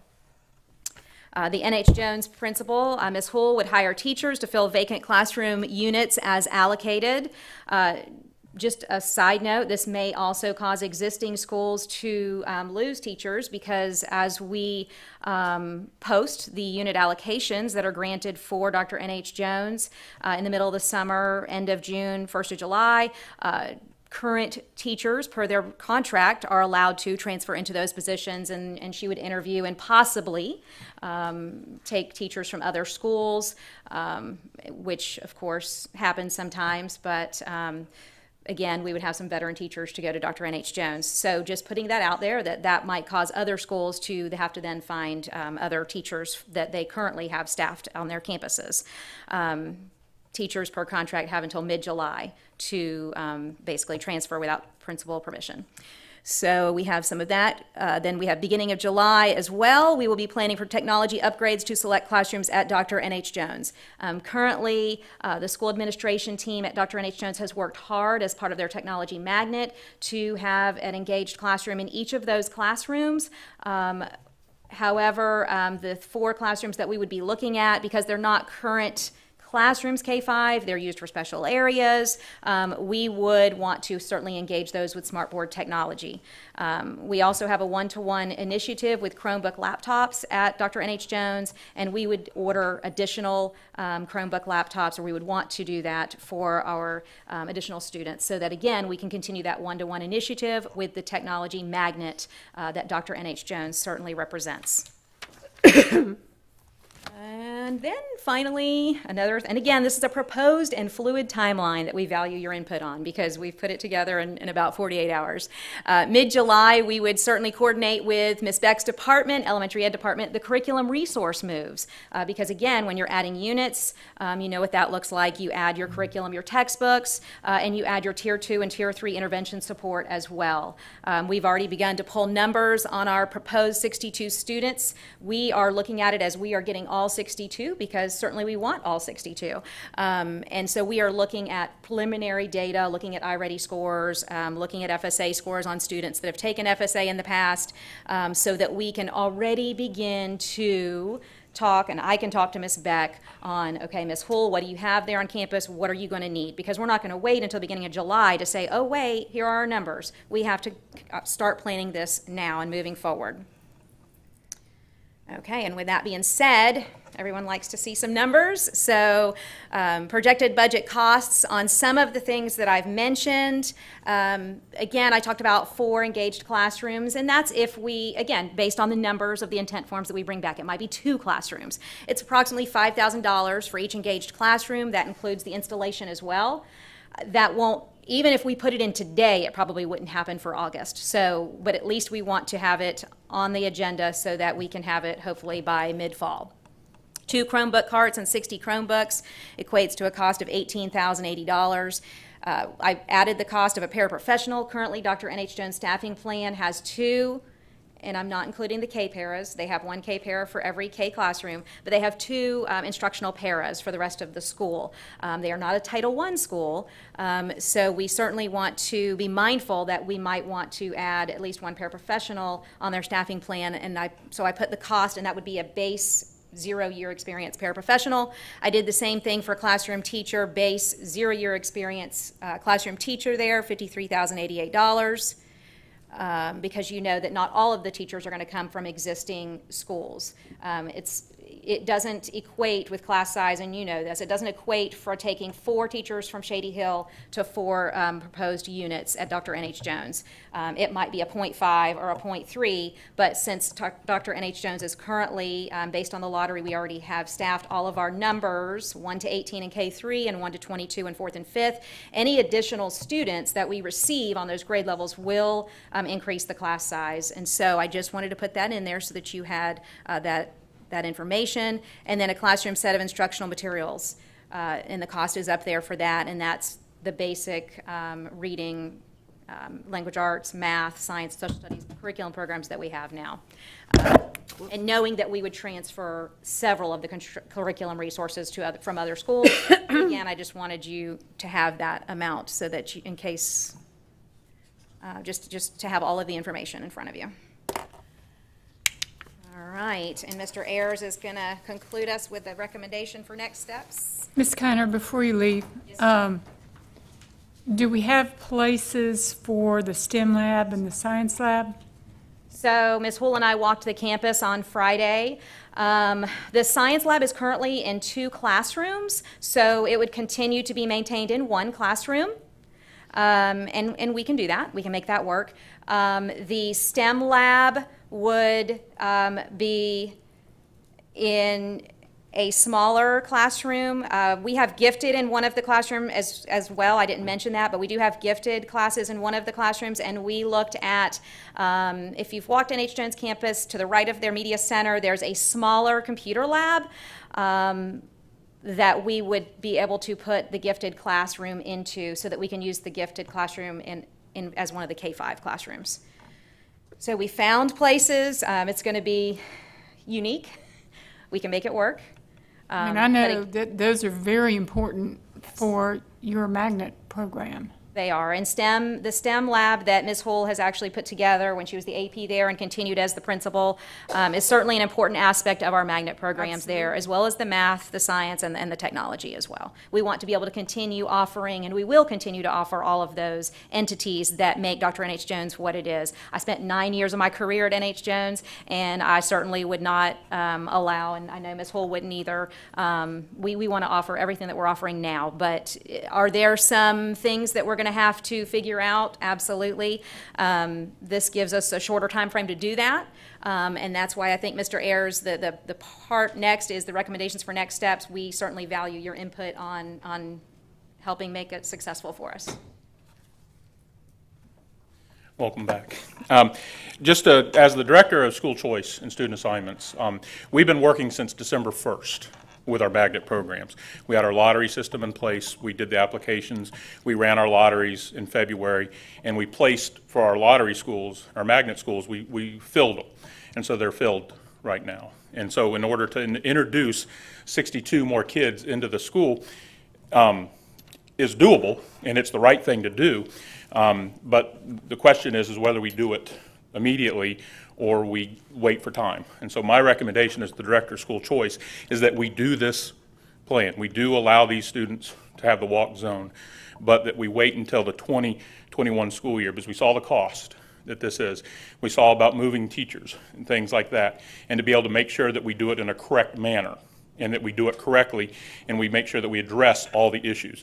We put together this timeline in 2 days, trying to think of all the challenges, as Pastor Cummings said last time, Thursday, to address all the, but I don't know that we hit them all. And so, but if we want to move forward with the 1920 school year, it has to be done now. That decision has to be made now going forward. And so, but my recommendation as the Director of School Choice, living this day in, day out, placing our schools, talking with parents, working with things, is that we do it right, and we do it in a proper time frame, and we do it and we start for the 2021 school year. You said the cost and everything. I think the cost will still be next year. I mean, the cost really won't change. It'll just be. Well, we can plan accordingly for the cost, because right now we haven't planned accordingly for the cost. And so, you know, we'd have to pull out where's Teresa? Teresa's not here. And so but we could plan accordingly for the cost with our Title IV grants and different things like that, whereas we're at the end of the year on those, and we've already expended those. And I hear, so it would have to come from general fund. School's out. I mean, I'm tempted to wait to do it right. I mean, we're going to upset, we've got teachers, we have to move units. I mean, I would rather us do this right and be able to notify the parents in a timely fashion, really look at how are we going to move the science lab and the STEM lab, and I hate rushing things, and I feel like as much as it's the right thing to do and I want to see these kids walk, I don't want to rush it. I think we need to take the time to plan. That's simply my feeling as a board member. I think it's important to plan because, as Mr. Ayers says, I want us to do it right and not get down the road. But I do wonder, looking at these are incoming kindergartners on here? The two of them, yes. That we see? Yeah, they're currently in pre-K right now. I'm curious, can we open it up for them, though? I mean, it's a few students? Because it's only 2 right now, but traditionally, it's probably going to be 12. Okay. If we look. Even 12, but it would still be tough to start another school with the option. So I would at least recommend starting in kindergarten, so then they can step in, because if they're there a year, I mean, that's hard to go to first grade. That would be my recommendation as well, because you got some 5th graders and 4th graders and 3rd graders. They're not going to really want to move. So we got to have a cutoff point at some point. So if we started with the kindergartners this year, talking about 12 kids possibly, correct? So 12 possible kids, and then they know that from that point on, those other ones are going to phase out as we move, and then move the other ones next year. The only way that could be a problem would be if they have siblings that are at the other school that they want to be with their sibling. Some of them will, and then those give them that option. Give them that option, yeah. Give them that option, but at some point. But sometimes they babysit each other. You got to have a cutoff. You got to have a point where you all these kids in the walk zone are able to go there. Unless they're going through I the. think start as many as we can in kindergarten that parents want to do it now, I would say. I would definitely think that's a great suggestion. I would agree to opening it up to the siblings of those kindergartners, because as a mom, I'm not letting my kindergartner walk to Correct.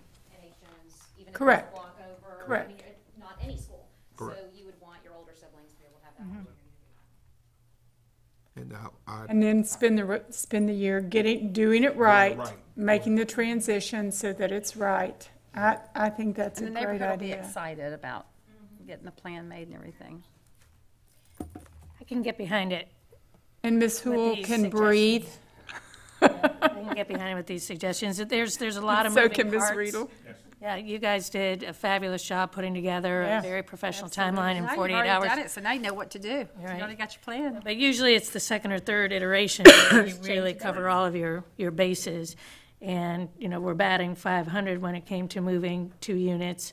You know, one elementary school's doing well and another hasn't done so well, at least when it comes to third grade proficiency. So we certainly want to be mindful. And I typically am the one that's like, yeah, let's do it. But I'm glad to hear your suggestion. I think that that's sensible. I love the idea of rolling in grade level by grade level even, like kindergarten next year, the following year, first grade. No, I think we need to go ahead and roll in. That's what other kindergarten very and successful siblings. schools have done. So, but, you know, that's a conversation for another time. I can get behind I like what we just discussed. I mean, we see what happened when we rushed, and it's funny how the district can't it's too much of a rush to get it done, but yet we did that in December when we put those units at Spar and In different circumstances, and it has been a certainly, and it's been a fiasco. challenge, a huge challenge. has not I also want to worked. know, where is Evergreen in this? Well, Anthony's doing well. Where's Evergreen in this conversation in terms of getting kids back to their base school? Evergreen's not part of this conversation. This was just. That's what I was noticing. Yeah, there are no students currently. No, and we talked about it at the workshop, that what started this whole conversation was those students that are being bused when they're right there at Saddlewood or College Park all the way to Evergreen. So that's what started this initial conversation. So I do think we need to keep that at the forefront. But also I want to be able to communicate well with parents, the magnet parents, the neighborhood parents, about this transition coming up, because communication with all of this is going to be key. Right. I think it's good. I think we got a plan. And in terms of getting the message out to the community, is there a way for it to go out via text message, or is Skylar the only way to go? Because a lot of times parents, they don't even listen to those. I'm going to refer to Kevin on that one. Yes, absolutely, we can send it via Skylar text message. The only caveat is the parents have to give us their phone numbers. That's a constant challenge that we face. And they must keep those numbers updated. And the easiest way to do that is through Family Access. They can do that in the palm of their hand, 24/7, whenever, wherever. That's my 30-second commercial. So what I'm hearing is that we are going to make the offer to the 12 potential kindergartners. Right. And then we would transition the others for the 2021 year, which gives us more time to make sure that we worked out all the bugs. She also said that those kindergartners have siblings. If they have siblings, Of course. And we won't know that until they come to register. Correct. We won't know that until they come to register. And we can monitor that. I can't send out because right now we don't know who they are until they present themselves to us. So this timeline will still pretty much be in effect for the kindergartners. No matter how many kindergartners register, what if only 6 register? That's all right. That's- Let the 6 come. Let the 6 Yeah. come. Okay, it'll just be a small class. So Yeah, the issue would be is. They'll just average it. No. Yeah, it's spread out. The issue in regards to the current timeline is, we wouldn't know who they would be. So we can't mail out letters tomorrow. So we're going to have to catch them as they come in. And we can monitor that as they present to a school to register. Word will get out, in the community that, kindergartners, and as a student register, we know who they are. I can monitor. That's how I was able to pull the 2 that we know, is I know who was registered as a kindergartner up till now. And right now we only have 2. And so, but as they come forward, we can then have individual conversations with them to find out what their intent is. And so my question to the board is, do we still want to give those kindergartners the option to go to Somewhere else? Shady Hill? Or is it now, you're in this zone, you're now walking to this school? If they got a sibling at Shady Hill and parents, because you got to look at the parents' work situation. They may have it already set up for things for the fifth grader, but let the parent know. For the daycare. Okay. So then they can transfer as a sibling, transfer to Shady Hill as opposed to being zoned Shady Hill. Right. If you're kindergartner, you're now zoned. I would let them know that within 2 years, your kid's going to be at N.H. Jones in their walk-in area. Like next year. So you want them to start at Shady Hill and then make them transfer No, back? only if the parent. Only if the Well, parent wants. wants them to. Yeah. Whatever works best for the parents. Yeah. Like if they got As a normal sibling transfer, we process sibling transfers all the time. Right. And as a normal sibling transfer, they stay at their school. Even if the sibling gets fifth grade, you're now third grader, that sibling can stay. Now, the issue then becomes transportation, is we say that you can stay, but now transportation is on the parent. If they got a fifth grader over there at Shady Hill and the kindergartner coming in, they may just want to stay together and they'll work it out, but if they know that, okay, that's for this year, but when the fifth grader graduates Shady Hill, he'll have the option to either come to N.H. Jones or stay at Shady Hill, and the kindergartner the mother might be fine since it's a walk-in to separate the two, now that it's a walk-in. It's going to kind of be probably an individual case, and you know what, there's only 6 or 12 of them, and it sounds like a piece of cake to me. And we already connected with Pam Eubanks too for extended day, and the kids who are in this local catchment area who need extended day, they'll be given a slot, so they don't have to worry about that.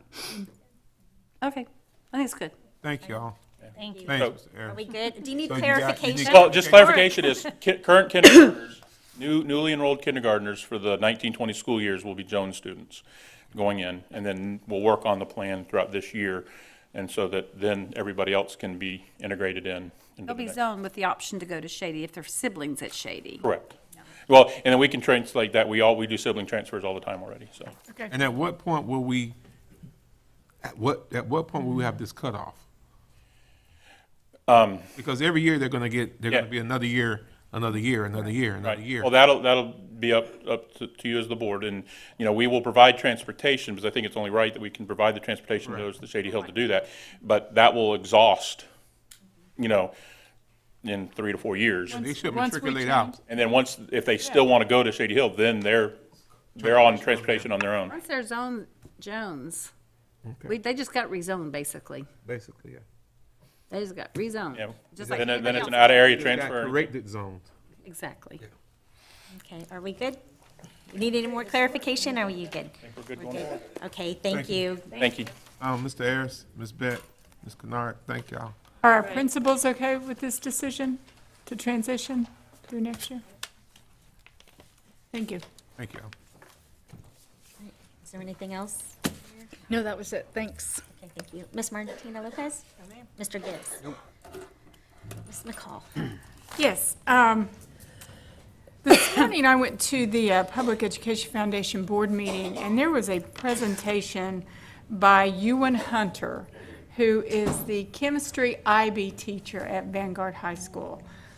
I never liked chemistry, but I sure wanted to be in his classroom because he brings it to life. And he was there doing the presentation, but to really thank the Ed Foundation because he's received over $10,000 in grants. He talked about that they receive about $2.83 per student, per chemistry student. And in other states, these chemistry students receive $10 to $12 because of all the replaceables, what breaks. And so, but it was just amazing. They went to an equine hospital and they were testing horses and just doing all sorts of real life chemistry to make it very relevant. Mr. Vianello is one of his favorite words. Then they went out to Silver River and did some water testing. So he doesn't have the results of his IB test back yet, but I bet a big majority of his students pass. But I just wanted to give a shout out to Mr. Hunter. Ewan Hunter, he's actually from Scotland. And before moving to the United States, he actually was on the team to write the chemistry standards for Scotland. So he is very, very talented. But it was a tremendous presentation, and our IB chemistry students at Vanguard High School are in great hands. And I enjoyed the graduations that I attended. It's always wonderful to see the smiles and hear the parents and see the tears and shake the hands of those kids. And it was great. I'm kind of glad it's all over for a little while. So thank you. That's all. Ms. Stacy? I want to talk a little bit about, I sat down and looked at the third grade scores, and I'm so hoping that the learning gains and everything will kind of offset some of what's going on in third grade. But the fact is, this is third grade. And of our 3,500 third grade students, 2,000 of them are not proficient. Do y'all understand those numbers? 1,000 of them are level 1s, which means they're a good country mile from being proficient yet. 2,000 of 3,500 students are not proficient. And when we say proficient, that's just proficient. That's still not really mastered at it like a level 4 and level 5. This is like getting a C. In other words, that's just, getting there to being a C or being average. Last year I talked to this district, kind of had this similar little conversation, talked to the administrators about how radically different this district is from all of the other 66 districts except for one. Manatee is the only other district that actually has less students promoted than we have. We kind of get the trophy for that almost. I mean, we get first runner-up. Out of all 67 districts, we are first runner-up for the least amount of students retained in the state of Florida. My phone, with 2,000 students not proficient and not at grade level, my phone should be blowing up right now with parents saying, you're going to hold my child back? Yeah, you're going to hold my child back, because that's what the school board members in other districts are facing right now, where they're withholding, holding back 6, 7, 8% of the students. Guess who those districts are? They are our top 5 performing districts. Those kindergartners and first and second graders right now are being retained by huge numbers compared to what we do. I've sat on this school board for all these years, and I've heard, well, we thought we would do better. We hoped we would do better. We believe we should have. But again, we didn't. I heard the hopes and the shoulds and the unicorns are going to make it wonderful, but it's not wonderful. We have serious issues. I guess though, we hoped for the third graders and it didn't work out. So maybe the fourth graders, maybe it'll work for them. I hope and pray that it'll be better for fourth grade. So let's examine what the statewide evidence is on the top performing districts. We hold back 0.09% of second graders. That's what we held back last year. You know how many kids that is? 2. We held back 2 children. We were doing such a great job, yet we've got 2,000 non-proficient third graders right now, but we held back 2 second graders, which is 0.09 second graders, or 2 warm bodies. The state average at second grade is 2.3, so that's averaged out with other districts that don't hold back a lot. But do you know what percentage that means? That's a 2,455% less students we hold back than the state average holds back. If you don't understand 2,455%, look at it as payroll. If your salary went up 2,400%, you'd get that, okay? But that's how off we are from just the state average on holding students back that aren't ready to go, of second graders.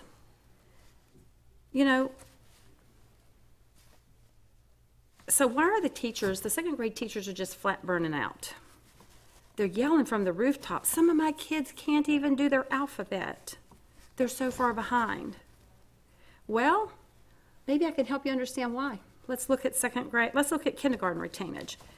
These second graders, you know, the first grade teachers are having the same thing. So let's just talk about kindergarten because I had to run some rough numbers this afternoon. If you look at of our 5 top performing districts, a couple of the districts actually have lower socioeconomic, they have higher socioeconomic numbers than we have. I mean, they have socioeconomic issues. Union and Gilchrist, they have, you know, we always blame, oh, it's our socioeconomic situation that keeps our scores down, but 2 of our top 5 performing districts have it a lot worse than we do. They're up in the 90s percentages, and we're in the 80s on that. So, of those, I just took the top 5 performing districts, and I averaged their kindergarten retainage percentages, and cross that with what we retain at kindergarten, the percentage that we retain. The top 5 school districts, just as an average, I took one holds 10% back, one holds 5% back, and I average it all together. Maybe they're top performing because they hold back 3,146% more kindergarten students than we hold back, each school. Because, you know, we only held back like just maybe 9 or something like that. So, you know, we're all worried about the school letter grade, and oh, we talk about FSA and we fuss about all that and everything. But we need to address this retainage issue, because if only 2 other districts, maybe 3, have more level 1s than this district has, but yet we only held back, this is at 3rd grade, but we only held back 2 kids. This is the definition for insanity, that we keep doing this year after year after year. I came last year and gave y'all this same presentation and had hoped that someone would hear me and hoped that someone would look at the top 5 districts, because you can go to the top 10, get the same picture. I just analyzed the top 5. And we say, well, we can't do it all in a year. We can't, you know, go from 0 to 10, you know, we can get there. It's going to take average of 3 to 5 years to see a difference when you change curriculum, and I hear all that. But, you know, Jefferson County is a very small district. I think it's got an elementary school, and then it's got a combination middle high.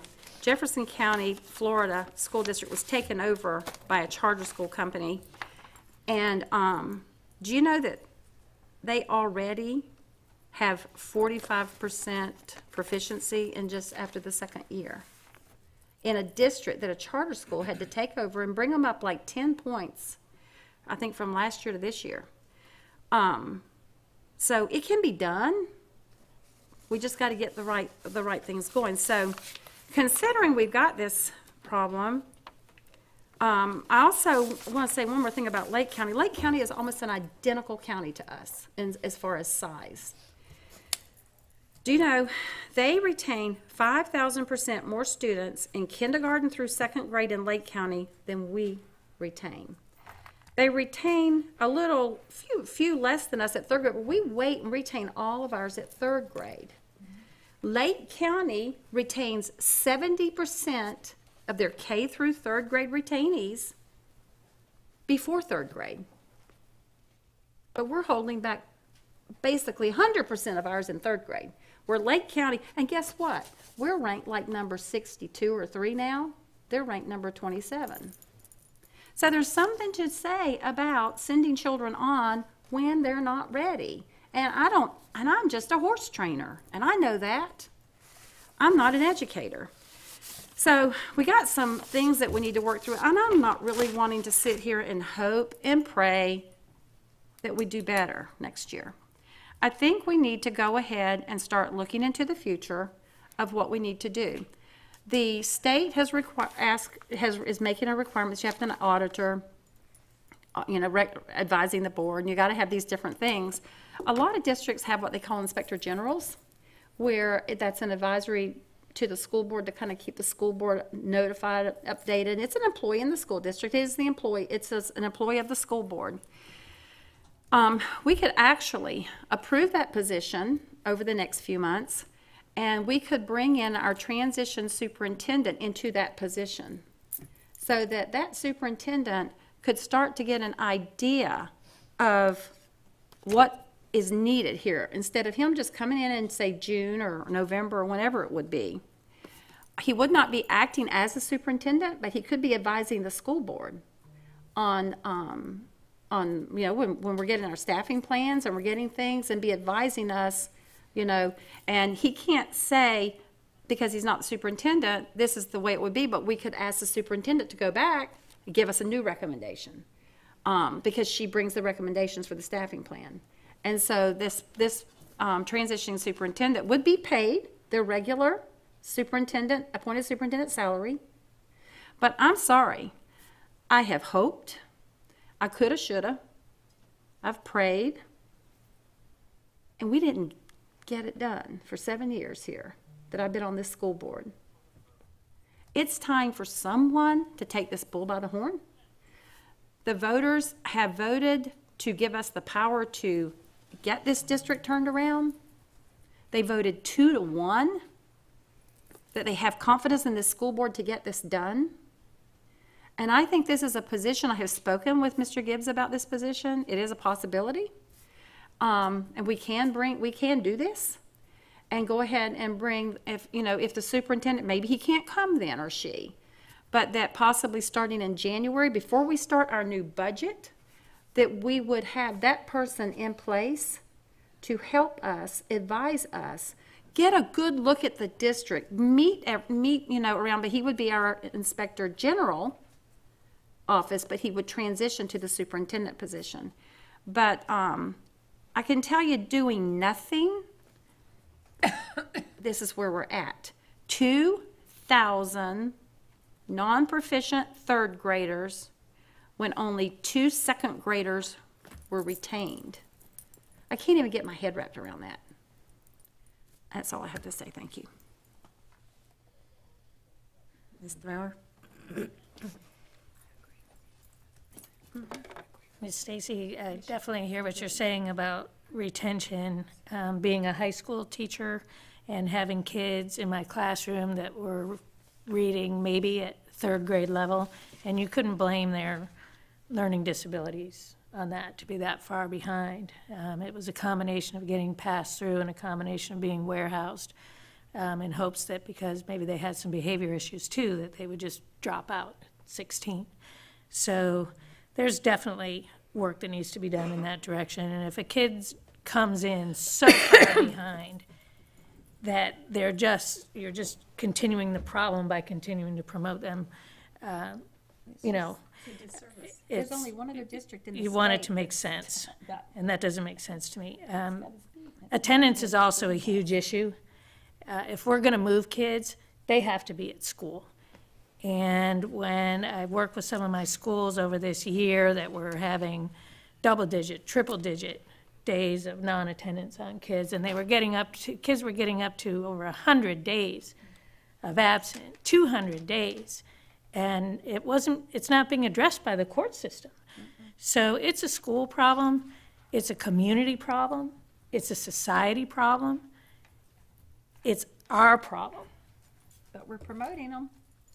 And so I look forward to having more conversations about that, because I've lived it as a classroom teacher, so I know exactly what you're talking about, and it is heartbreaking to have a kid leave school at 18 years old, barely being able to read the labels on a can in a grocery store.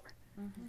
So as far as the rest of it goes, I'm looking forward to, once the board approves, Ray and Associates, who was our selection for how to begin things and how to put things in place.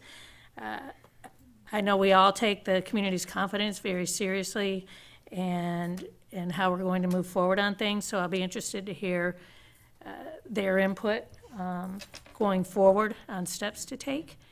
And on a little bit of a lighter note, I do have to transition to, especially being a new school board member, attending my first graduation season. It was absolutely fantastic. It really, really was. And so when you get to see the other side of a lot of hard work being put in, it does give you hope for the future, and it makes me continue my prayers. And it was just fabulous. The community involvement that we have, the support that we have is, I think, just getting stronger and stronger, and that bodes well for the future. With that in mind, I hope to keep at the forefront of the conversation that we really have clearly outgrown this meeting room and this space. And if we're serious about the community being involved, if we're serious about talking about really taking the bull by the horns, which is what we're doing as this board. I mean, we are taking things on that are historic and looking to solve problems with the community. And I think that's something we should all be proud of as the new board. We've only been together for 6 months, and we're not hiding behind any curtains. You know, we're bringing it out there, and I think that that's going to help us continue to move forward and be successful. But I really would like to hear about options so that the community feels comfortable coming in. We need everybody, all hands on deck, to solve our district's problems. And with that, I will just end it and say thank you very much. Have a great evening. Mr. Cummings? It's been a very interesting meeting tonight because we've heard a gamut of things, and we've heard those numbers that were not good. Optimistic, but not good. And Ms. Stacy brought up some great things that I had kind of alluded to a little bit earlier with the retention and how we're moving kids forward with portfolios. Our job as a school district is to prepare kids to succeed and prepare kids for the next level and to get them to where they need to be so they can be successful. And pushing them along is not the answer. I see that as not just pushing them along, but I see them as pushing them out of opportunities, out of chances of where they can do things great. So we have to make sure that we're preparing our kids. And it starts at an early age, and it's a team effort. It's not just the school district, it's the schools along with the community, along with every person that child touches or touches that child. All of us have an interest in that. So we can't keep kicking the can down the road. We can't. We have to deal with those tough issues, and I think this board is addressing those issues. I want to again shout out to Mr. Ayers and his department, because we started out talking about Evergreen, and in talking to Evergreen, we kept looking at how we could make some changes.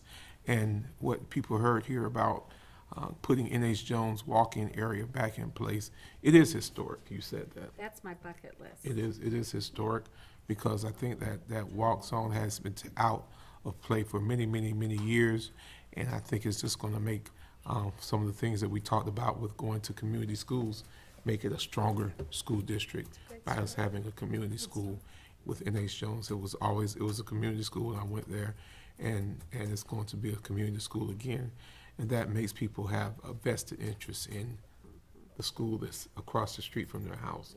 So I want to thank that team that really, really, really worked hard on that, because and we just talked about this Thursday, and here they are.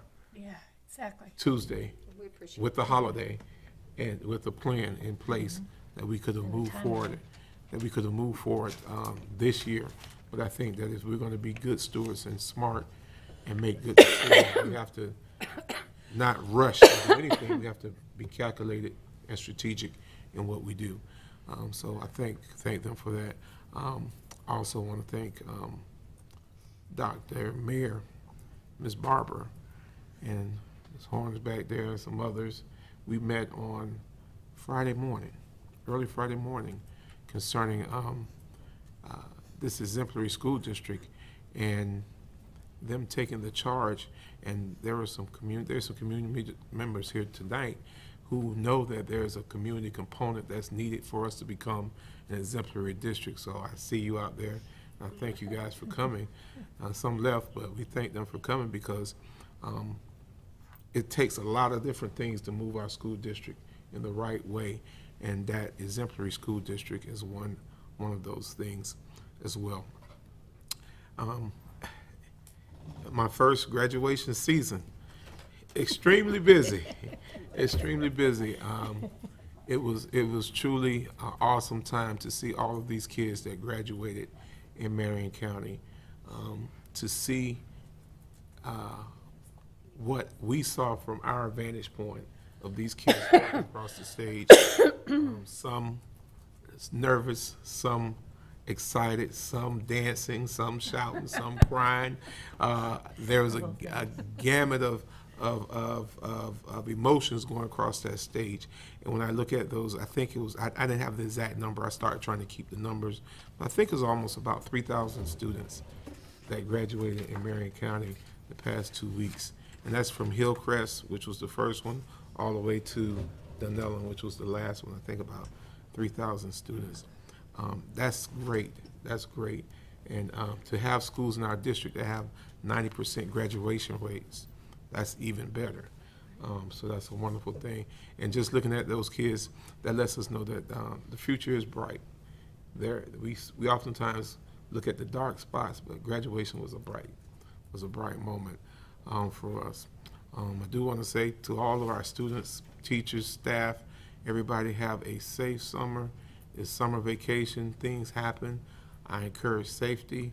I encourage extra safety. Be real safe. Pools, lakes, water, all those type things. Please be safe. And thank you, Officer Woods, for being here tonight.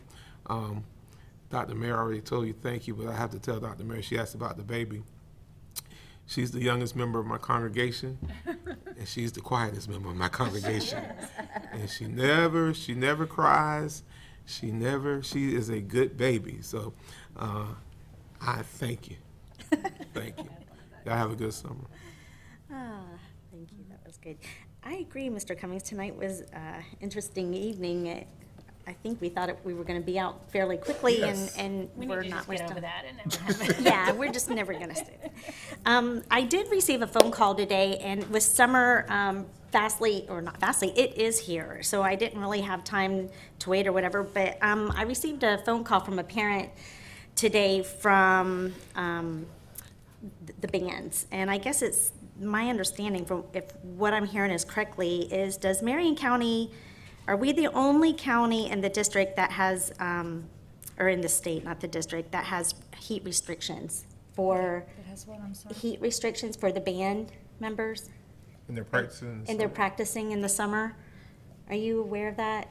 We can get you that data. It's my understanding that we gauge them like we do the football teams. Okay, is that a county policy or is that state policy with their heat restrictions? Policy? Or what you're requesting of them? What is it that we're requesting? Oh, I guess the students are not allowed to be outside in March, to march and practice marching in their band before 5 o'clock in the afternoon in the summers. Because of the heat? That is, Probably, yeah, because of the same with football. well, and the Florida Athletic Association, I believe, set the guidelines for athletics, and I had conversations with a few parents about this too, and so I guess we don't have enough fields. So there is a concern about bands being able to practice and marching on the fields, and they need to practice. We have new band members, but the time restrictions for the heat. But is that county or statewide? I understand the heat restrictions to a degree, but their concerns are that they're not getting the endurance and the stamina that they need. So when they actually do perform, they're not used to it. And it's my understanding that they're wearing, it's not exactly the same as football. So I guess they're wearing shorts. They even wear, like, I guess a camel pack where they can drink water. They have hats, they have sunglasses. And it's my understanding they don't even stay out there for hours at a time. But, I guess the instruction they're receiving now is that they can't be out there at all. And kids are on PE fields. And the kids are on PE fields. So that's why I was curious. And I think there's a lot of misunderstanding. Is it a county mandate or is it, coming from the state? And what does it consist of? You know, again, I'm just hearing from I think my part of it is community. county. I think that my understanding is maybe that the hours for the athletics, it's basically the same time, and I think it was Then by we the need to address county. it. And so the bands aren't going to be able to practice at the times they normally practice. And it has been a concern. Well, then why don't we address that and fix it? Yeah, I think it probably needs to be addressed because we're hearing from the community, and I hear them. I mean, if they're not used to being outside marching, how are you going to build that stamina and stuff? And it's my understanding that band directors would be out there. There's also people who maybe have training or equipped. They have lots of water. They even wear, I guess they wear something that they can have sips. They go in. But aren't the athletics allow football players to do 2 days during the summer for so many weeks? They're allowed them to condition throughout the summer.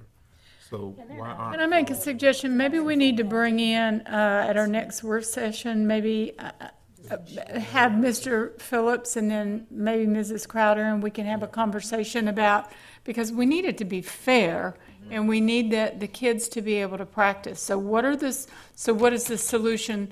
Because if the hours are the same, then the band, football's going to take precedent over band, unfortunately, at sometimes, and they're going to have the field, and the band members aren't. And you have to, as being a band member, especially the new students coming in, they have to be able to march on a field for the steps and all of that. So They do have to, but they also. I never heard of anything quite like this. This is what's Sorry, I was happening. raised So, But that's what I'm asking. Most football teams have a practice field, and they practice on the practice field, so the field is open. I mean, there's a lot of land at a school. I don't know. I don't know where I thought the football teams practiced on their football fields. No, they practice on the practice field. Dr. Mayor, have you heard anything about this 5 o'clock practice? I mean, is this something? Well, yeah, for football, absolutely. Not for the band? Not for the band. I haven't heard about it for the band, so we'll look into that. And my sense is that it is the same as the Athletic Association, just because of the nature of them being outdoors. But I was just. Yeah, I really think let's talk through this and let's see if we can't come to resolution, because it's come up. Yeah. And summer's here, and it sounds like it's an important thing that we need to deal with right now. So how fast can we? Some guidelines. I don't know that somebody needs to maybe send us some emails, get us updated on this. I don't know that this is something we have to I don't think sit and have a big meeting about. This is just, not. I mean, I was raised in Palm Beach County. I was in the band. I twirled the baton, and we were out in the sun, and none of us died. And I don't understand what this snowflake stuff is about, that the kids can't march in the band in the afternoon in shorts. They're wearing shorts. They're wearing shorts and glasses and hats. We're turning them and into water. snowflakes. Well, I think there seems to be a consensus with the board that we need to address that. Hopefully, I don't think it needs to come to a I board think it meeting. just needs to be decided. This is ridiculous. We can talk about it in the next. Whoever's come up with this plan needs to tell us how they came up with it, and we need to say it needs to go away. So maybe next Man needs to Thursday, practice. Crazy. if you don't mind, whoever, is it Mr. Phillips? Or who? Mm-hmm. If someone can just tell us how that mandate is going to be changed and how the band can go out and perform and work on their stamina and endurance so that they can be kids, So, all right, so that, and then,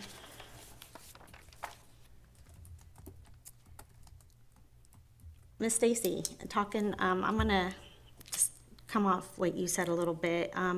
With the retention, again, a third grade teacher, I have a lot of experience in third grade. And when students are retained year after year, third grade becomes, they're looked at as the safety net. So whoever, they come, here we are, the third grade teachers catch them, and then they can't move further.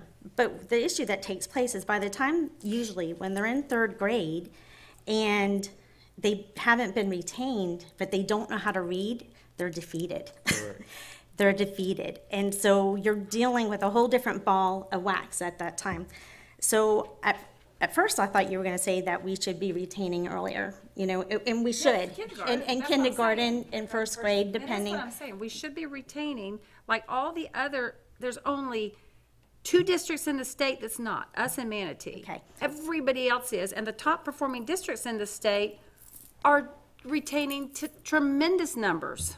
Yeah, and so I agree. We do need to look at that. But I'm also going to say, I agree with you that we need, if the position is there, and Mr. Gibbs, I would appreciate a work session for us to discuss the Inspector General, because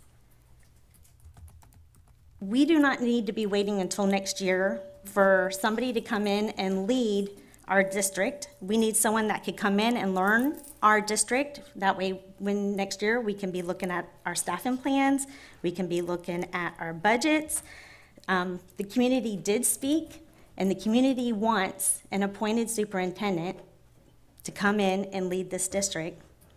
And the scores were very telling, and it needs to be addressed. You know, and talking to me about that Inspector General position, the current superintendent, Dr. Mayer, she would only, the budget that we put together next winter, the budget we put together, if she stayed until the end of until November, whenever that time is, she would only be dealing with that budget from middle of August, you know, right there, that little period of time, where the new superintendent is going to have the budget the whole rest of the year.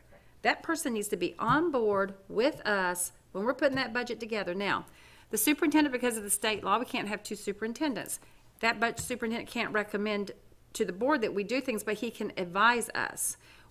And then the superintendent can bring her recommendation, and we can say, we do not accept that recommendation, please bring us another recommendation, until we get the recommendation that we need that we can move forward with.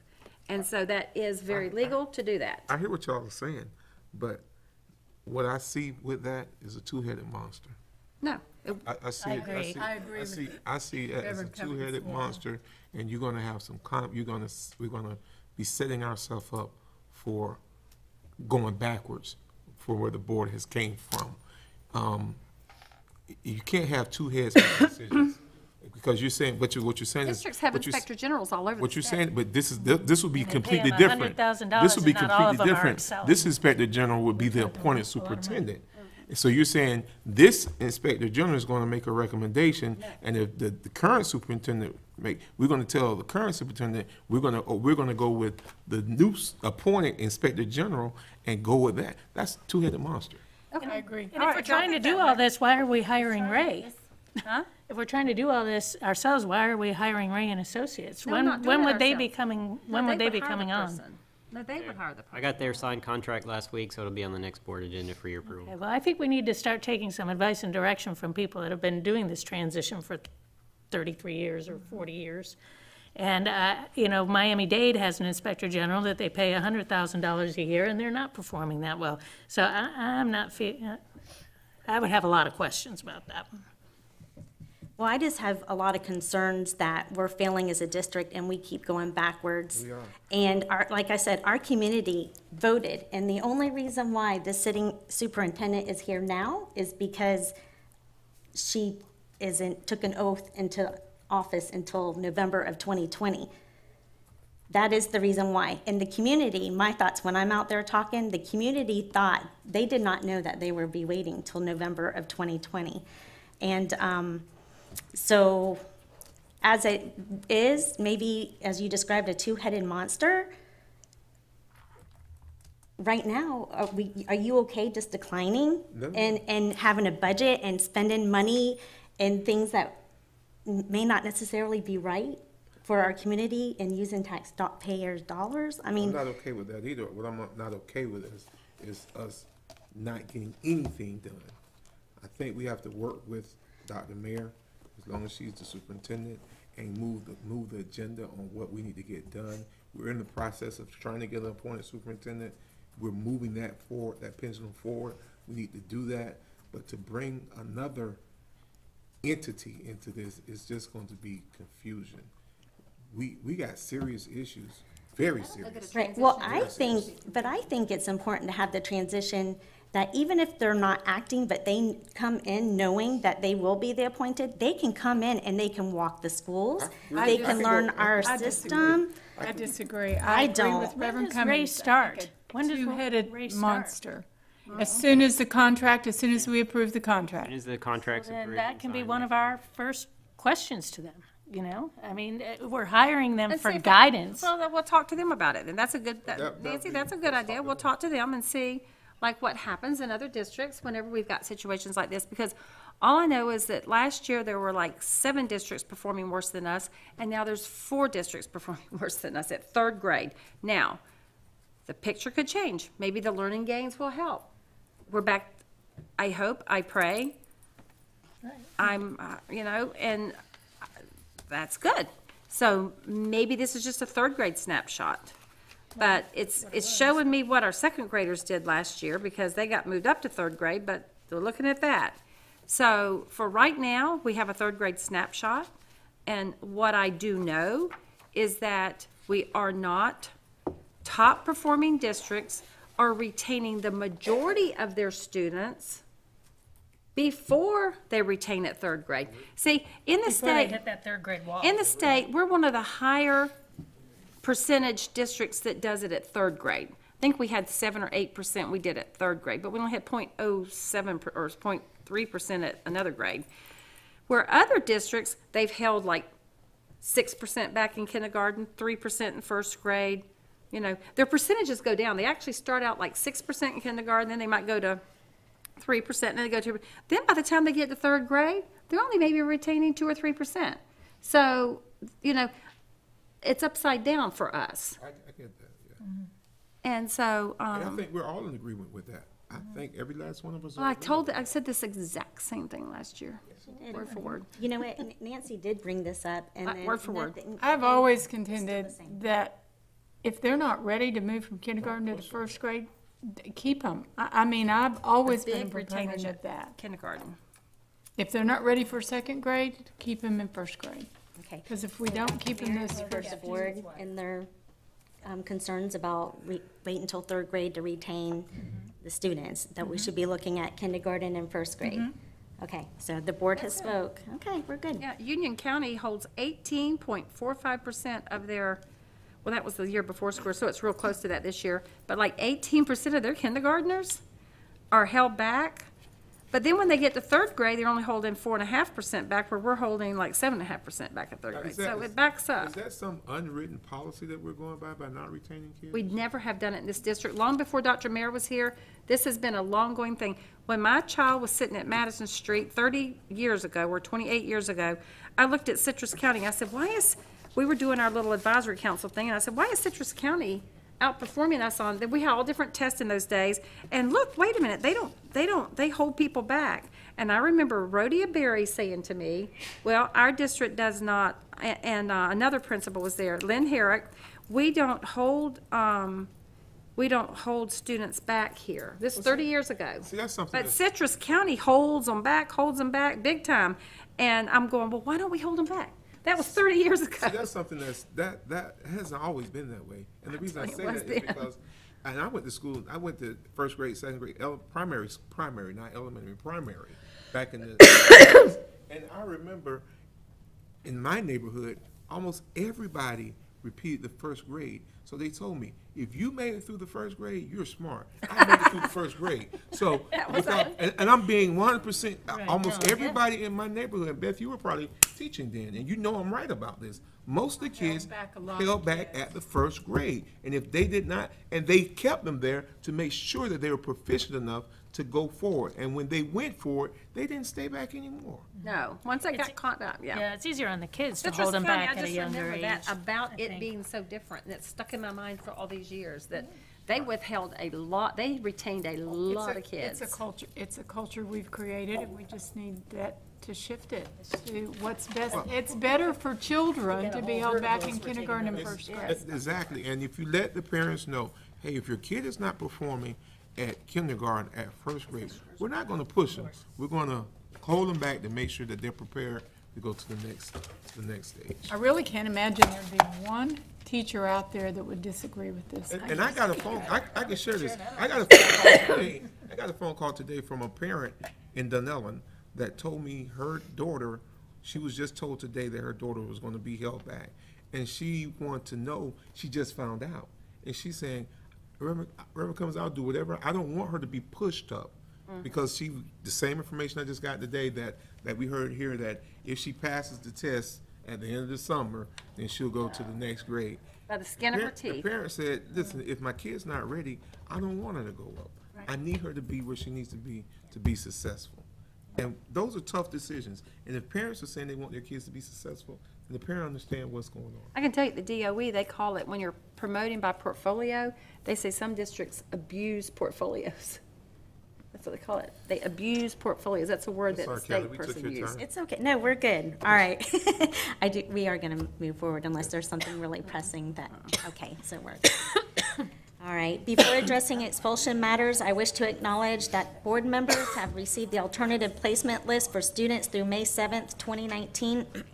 Ms. Martina Lopez, are there any parents who have submitted a timely request to speak on this disciplinary matter? Okay, good. May I have a motion to approve the expulsion of student JD 19-157, JD 19-158, JD 19-159, and JD 19-161 without educational services for the remainder of the 2018-2019 school year and all of the 2019-2020 school year? So moved. Moved by Ms. McCall. Second. Second by Mr. Cummings. Is there any discussion? Seeing none, all those in favor signify by saying aye. Aye. And the motion passed 5-0. May I have a motion to approve the expulsion of student JD 19-153 and JD 19-154, JD 19-155E, JD 19-156, JD 19-160, JD 19-162, and JD 19-163 with educational services through the remainder of the 2018-2019 school year and all of the 2019-2020 school year. Moved by Mr. Cummings. Second. Second by Ms. McCall. Any discussion?